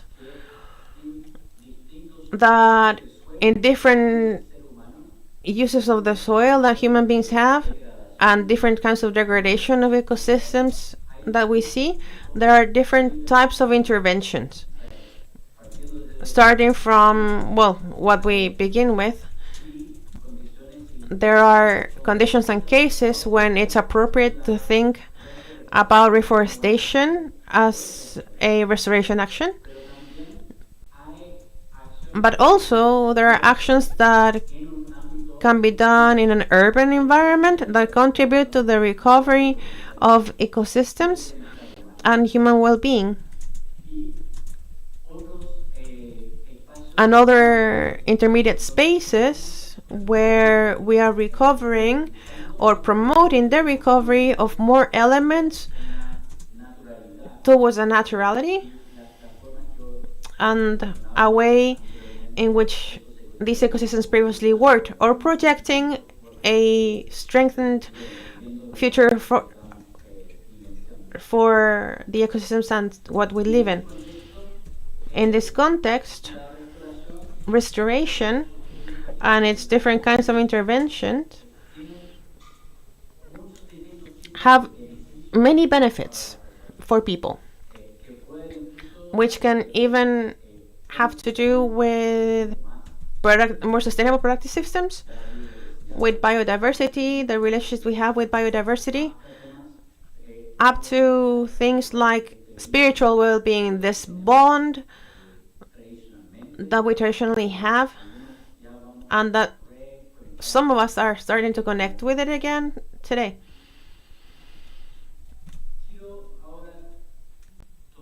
I want to take this concept and bring it down to a concrete example.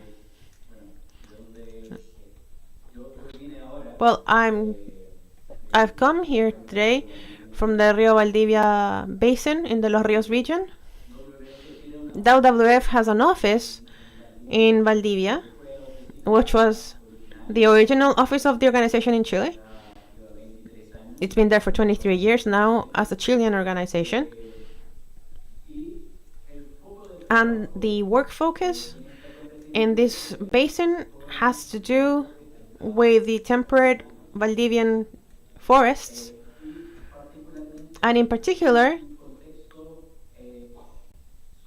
a socio-ecological context.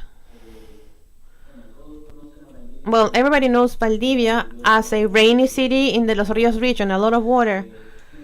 However, in 2021, we saw a scarcity of water in the Los Rios region. Then we had pretty much half of the rainfall we had historically had on average. And the governor of the region said, well, in fact, we have to do something to address the context we're facing, the projections that we have. We know that we have a trend that is changing, and we need to get prepared. So that led to a regional water table, as we call it, which is a platform of governance with several players that is the base of addressing different elements of a strategic plan related to water, taking on board the needs of local communities, indigenous communities, the private sector, the government services, academia, social organizations, environmental organizations, to come together and think about what was necessary to do to project ourselves in the future. For us, at a landscape level, the Rio Valdivia Basin is quite a strong example that even though it has a geographical limit, this limit has to do with the relationship it has with the hydrography and also with the jurisdictional restriction that it has with the Los Rios region. In this space, the regional government came to us, to WWF, and asked us to take care of these 6 lines of work, which is the one around the comprehensive basin management and restoration. And it was an opportunity for us that was quite important to contribute and to be able to share our knowledge and to fast forward the actions with different players. So with this group of people, we sat together and started a participatory process of planning and evaluation of the context, of the policies, and of the goals that the different players had to generate an action plan for the restoration of landscape. And this was a process that took a long time, because when we worked at a landscape level, we have to acknowledge that we're not working only on your own, that you cannot make arbitrary decisions isolated from the knowledge of other players, but that we have to work by understanding each other and seeking consensus and synergies with all different elements. So this plan that was published at the beginning of this year addresses different elements that I think are topics that we have seen here, and in particular, maybe I didn't mention, and I should, that for us, one of the main topics of well-being is related to water in this case. So the water supply, water availability, in particular in rural areas where the regional government currently is supplying water in tank trucks for millions and millions of pesos in expenses every year, in particular in the summertime, because in the summer we lose affluents. The summers are drier and drier every year in Valdivia.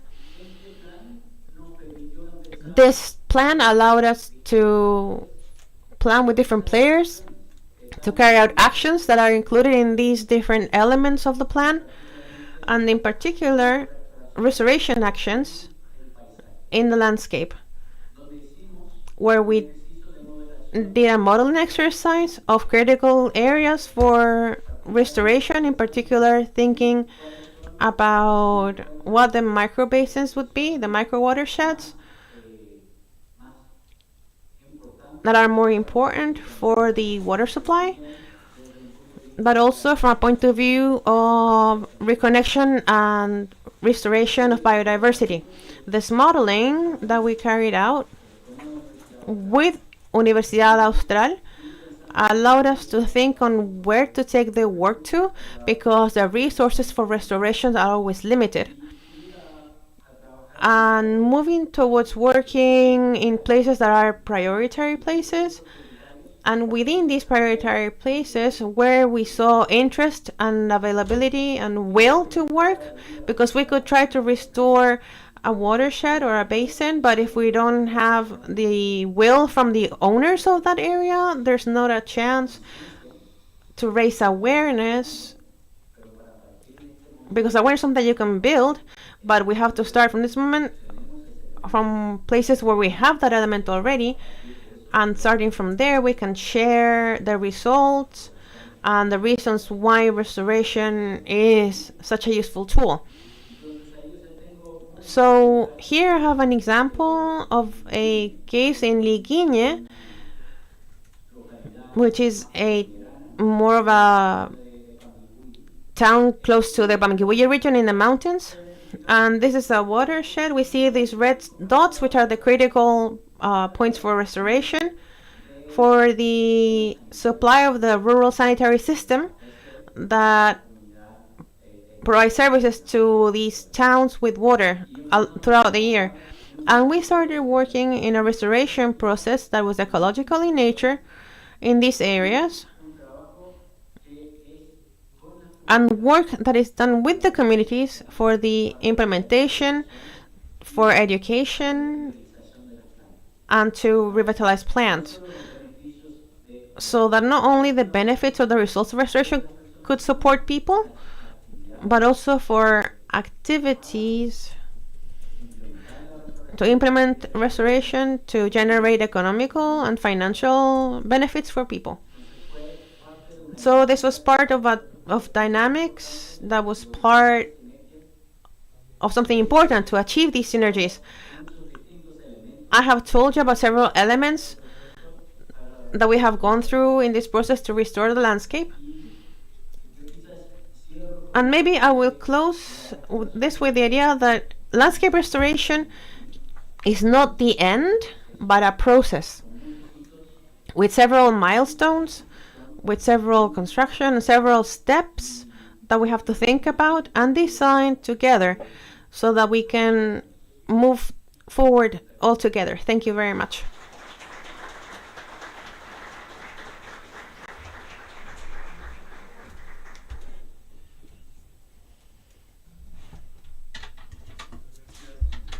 Thank you, Trevor, for your presentation and the importance of landscape restoration. Now we'll move on to a discussion panel. You have the QR code available for post your questions. So we invite Alejandro, Olivia, and Trevor, please come to the stage to begin the panel for a few minutes and answer your questions.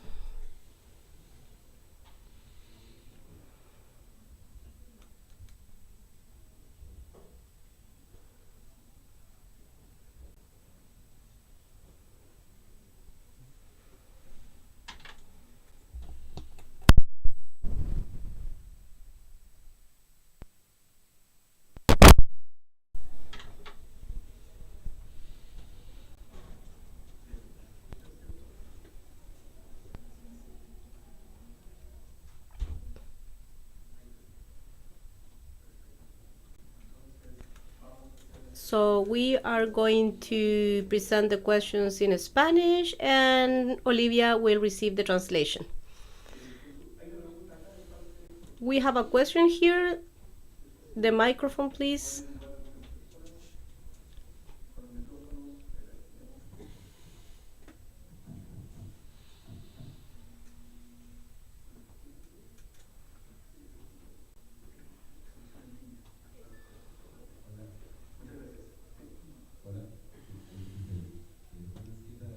Juan Ansieta from Arauco, thank you very much for your presentation. I have three comments and one question. I'll be brief.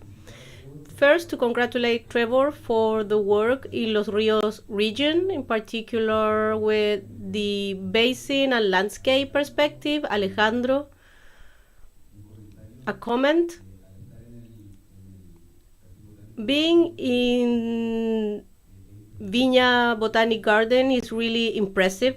All you have done, so congratulations. And my question for you is the following. You said in your presentation, when you talk about restoration, that the approach you used was to cut eucalyptus and wait for the forest to regenerate, kind of an assisted regeneration that is not fully passive, because you have to remove the exotic tree while allowing the forest to grow. So what about that experience? And the last comment for Olivia. Very interesting work on the Nothofagus. Is there a chance to collaborate in that initiative? Because we are collecting Nothofagus seeds because we have a restoration project in my company. So I would like to know if there is a chance to collaborate with your work. Thank you. Thank you for the question.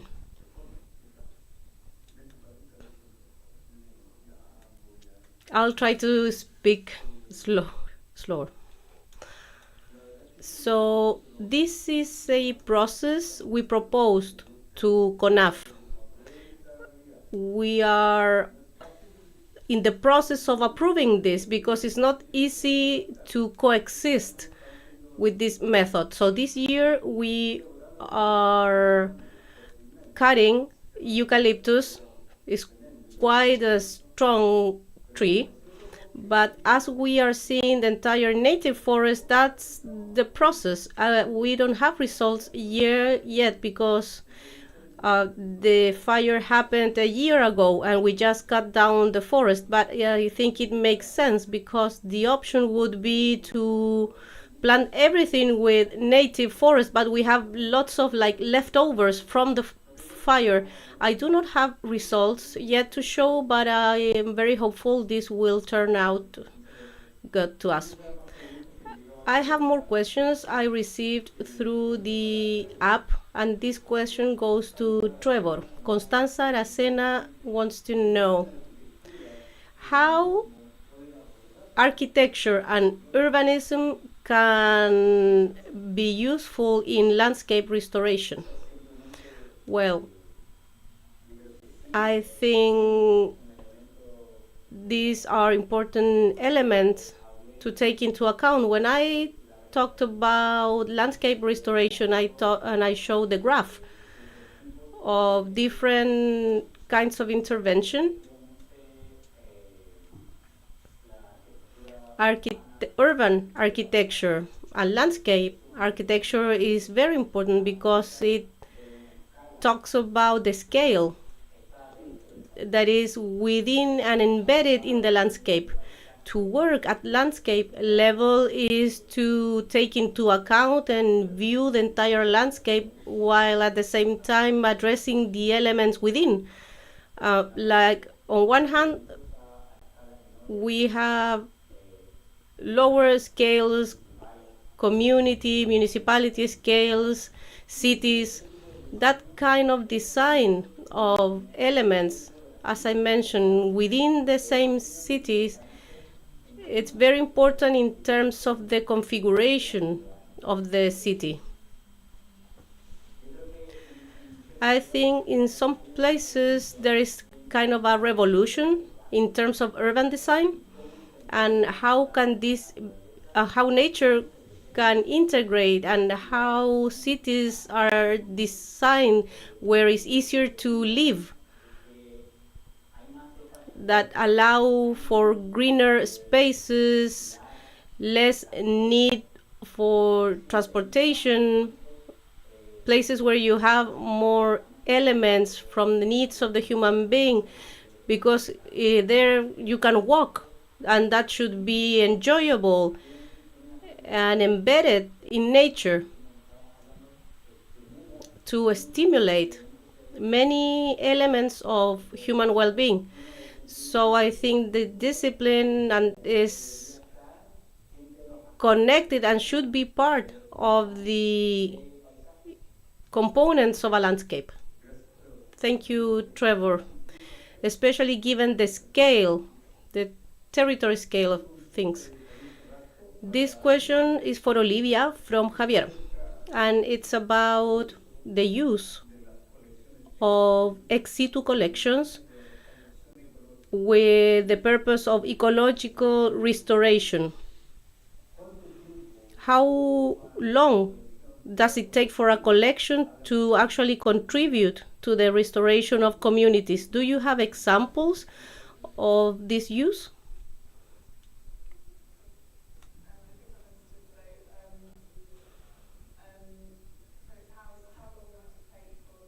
Entonces, ¿cuánto tardaría?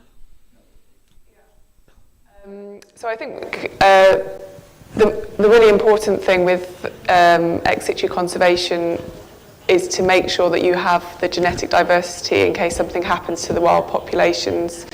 And it varies depending on how long it takes for the plants to mature, I suppose, before they would be able to use for ex situ conservation. Obviously, I'm talking a lot in the context of living collections, but there's also ex situ collections in the context of seed collections. So Wakehurst is the Millennium Seed Bank as well. So there's lots of seeds stored there for Nothofagus and other species, which are, they're available and ready for the purpose of restoration work really as soon as they go into the bank. There's been a big movement and a new focus, particularly in seed banking, where instead of the seeds kind of just sitting in the bank for a long time and being perhaps used for research, we're now looking to make sure that the collections are being actively used for restoration. And in that case, it could be, as long as there's enough in the bank, that would be, it could be straight away. Gracias Olivia por esa intervención. Una consulta para Question for Alejandro. We received many questions. I'm trying to summarize them. After the fires in 2024, what can you say about the resilience of the species and the resilience of the teams that work in the garden? Well, 1 year after the wildfire, we still see consequences. Not so much in the vegetation, especially I think the sclerophyll forest is especially resilient, but we as team are still suffering. It's not easy. There's an assessment of working conditions and that we are still in red numbers, I would say, and it makes sense because it's difficult to me. I start remembering things and I get emotional or romantic, It happens to me. I try to resist those feelings, but it was awful. People died. 10 of our workers lost their homes, for example, and lots of people have problems in their families, relatives. Everybody in Viña has been affected somehow by the fire, and remembering this, it's hurtful. And I'm going to talk about my personal experience. I didn't have communication for 4 days. My kids thought I was dead, and it happened again. I'm sorry.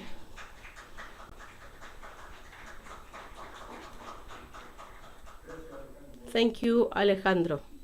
But we've been strong and we've made a huge effort, helped by nature. We continue ahead as team. I had a commitment with people. Maybe we should have turned the page, but we didn't expose ourselves to that situation. We said we're going to make it. Let's adjust things to make the group we had to remain, and we are doing it. I think slowly, we are breathing again. It's not easy, but we are hopeful. Thank you. And also Alejandro, Viña del Mar Botanic Garden has a big collection, highly vulnerable to fire. So the strategy goes beyond, right? It's like the government should look after conservation of such an important places like the Botanic Garden and others to preserve Chilean flora. It would be great for the state to take these kind of units and others and help sustaining them, because the effect of these units, and I call them unit because the limit between Botanic Garden and another vegetal option is not so certain, but the effect of these places in communities are so special, you know, having places with clean air produced by the trees that produce well-being, that has a huge effect on the community, and not on just on wealthy people, you know, that can have access. This should be available for everyone. And I acknowledge here the position of botanic gardens, of these vegetative units. They cannot be far away from people, you know. We have to be closer to the communities. And as I said in the beginning, we are in the center. People can walk to the botanic garden or by bus, you know, otherwise people won't go. That condition is very important in these places. Thank you, Alejandro. Trevor. Another question. How you deal when you in forest restoration, how you deal with threats like hydropower, forest companies? How is it that you deal when it comes to landscape restoration?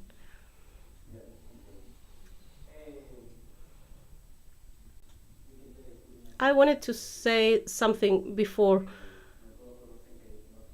Notophagous are the species like coihue, roble.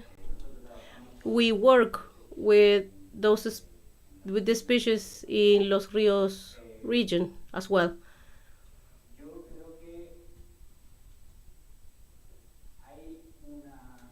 I think there is a conceptualization of a certain sector as a threat. I would separate what threat from the kind of actor, because when it comes to when we talk about a multi-stakeholder platform, I mentioned that we have also the private sector, and we need them because they are within the landscape and they are carrying out activities as well.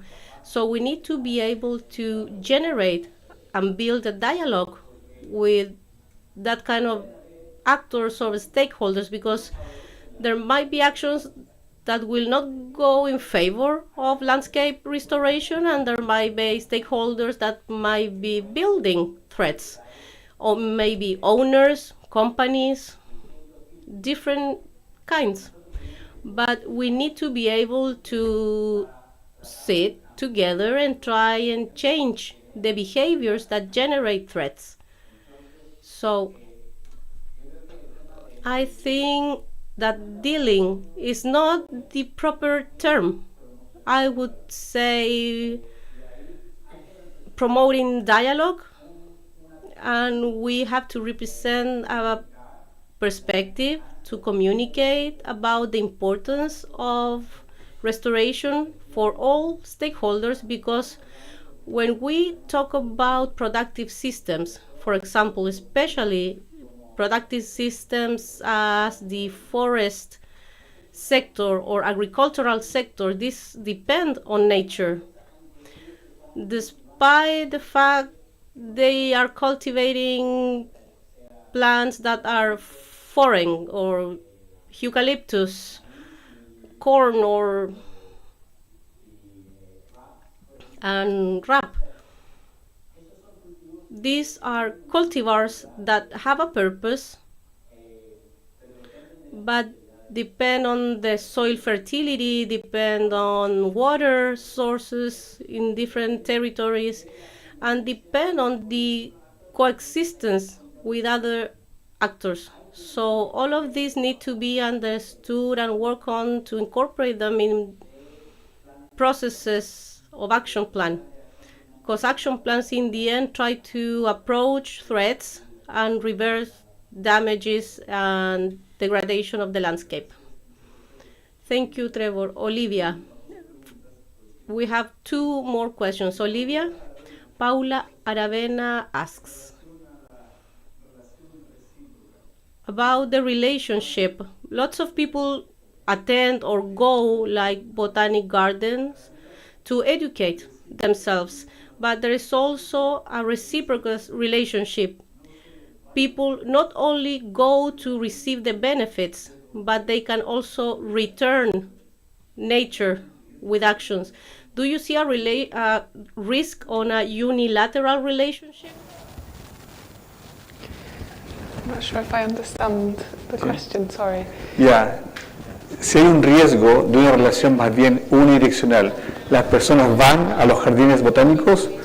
Gardens, when people only go to botanic gardens to receive the benefits, how can we make sure these botanic gardens also receive the benefits from people attending there? It should go both ways.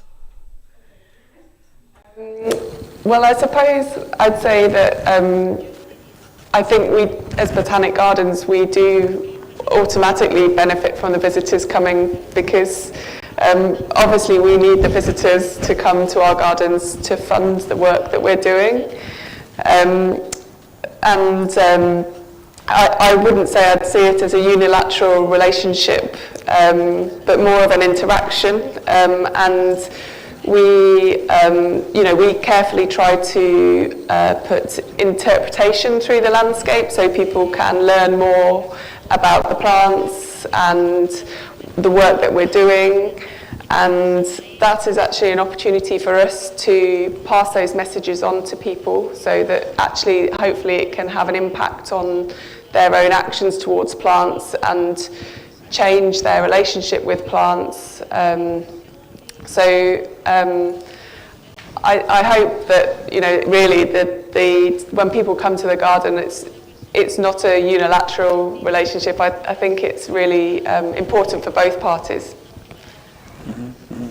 Gracias, gracias. Y la última pregunta, Question, Alejandro. Can you explain about business model in the case of Viña del Mar Botanic Garden? Because you said you need 1,200 millions a year, and you only receive a small portion of that from the state. So the need is bigger, right? When it comes to valuing collaborators and volunteers, how can you include that value? Maybe you can clarify the question a bit?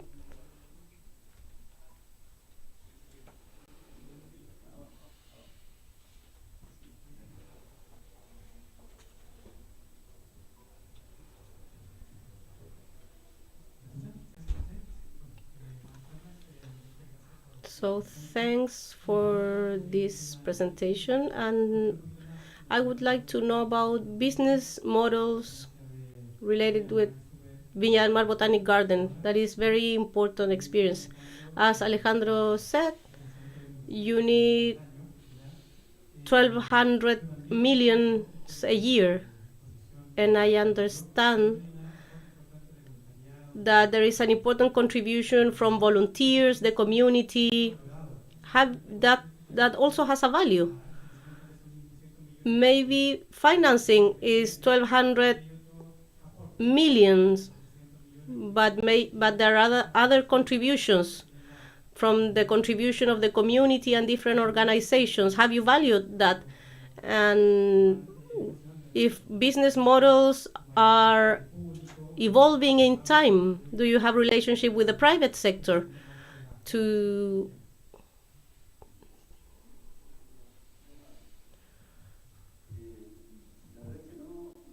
we haven't really put value to the contribution of the community.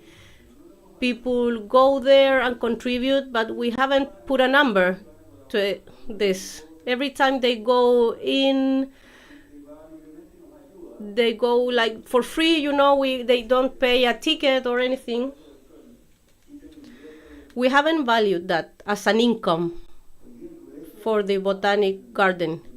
The bulk of income has to do with tickets. We have users and things like the canopy, they pay a monthly fee. But most of the money comes from the thousands of people that go to the botanic garden. We are around 400,000 with an average of 3,000 pesos per person. With that, we get 800 millions. And that it's growing. We receive more people every year because we make it fun for people to visit. It's difficult for this composition to actually change because this is like foam. The more people go, the more we need, you know, to open more spaces. We generate new development areas. So it's like a loop. The expenses of the botanic garden grow 10% every year. But the community is responding well and we generate those resources. It's never easy to manage the finance aspect of the botanic garden. And here I resort again to the government or the importance of these vegetation units or plant units. The state should help us. We give tickets for free. If we receive a letter from a school or that from vulnerable schools, for example, we let them come in for free. We do that. I think the regional government could help a bit more. Maybe if the state gives 200, maybe they can contribute a bit more. That would help us a lot. In the end, what I feel is that sometimes we miss the botanic vocation and we lose focus. We focus in how to finance the botanic garden rather than improving the collection or things that have to do with the task itself, with the purpose of a botanic garden. Hopefully this evolves and changes. Thank you, Trevor, Olivia, and Alejandro. Thank you for sharing your ideas and comments.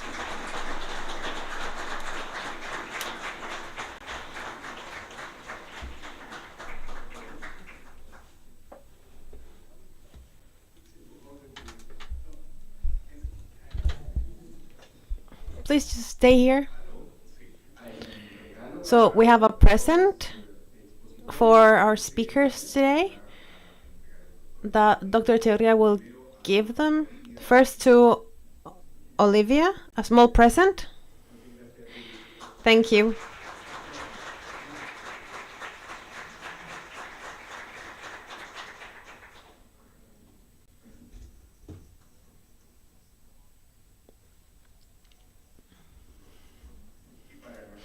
And to our other two panel members who have been with us in this forum.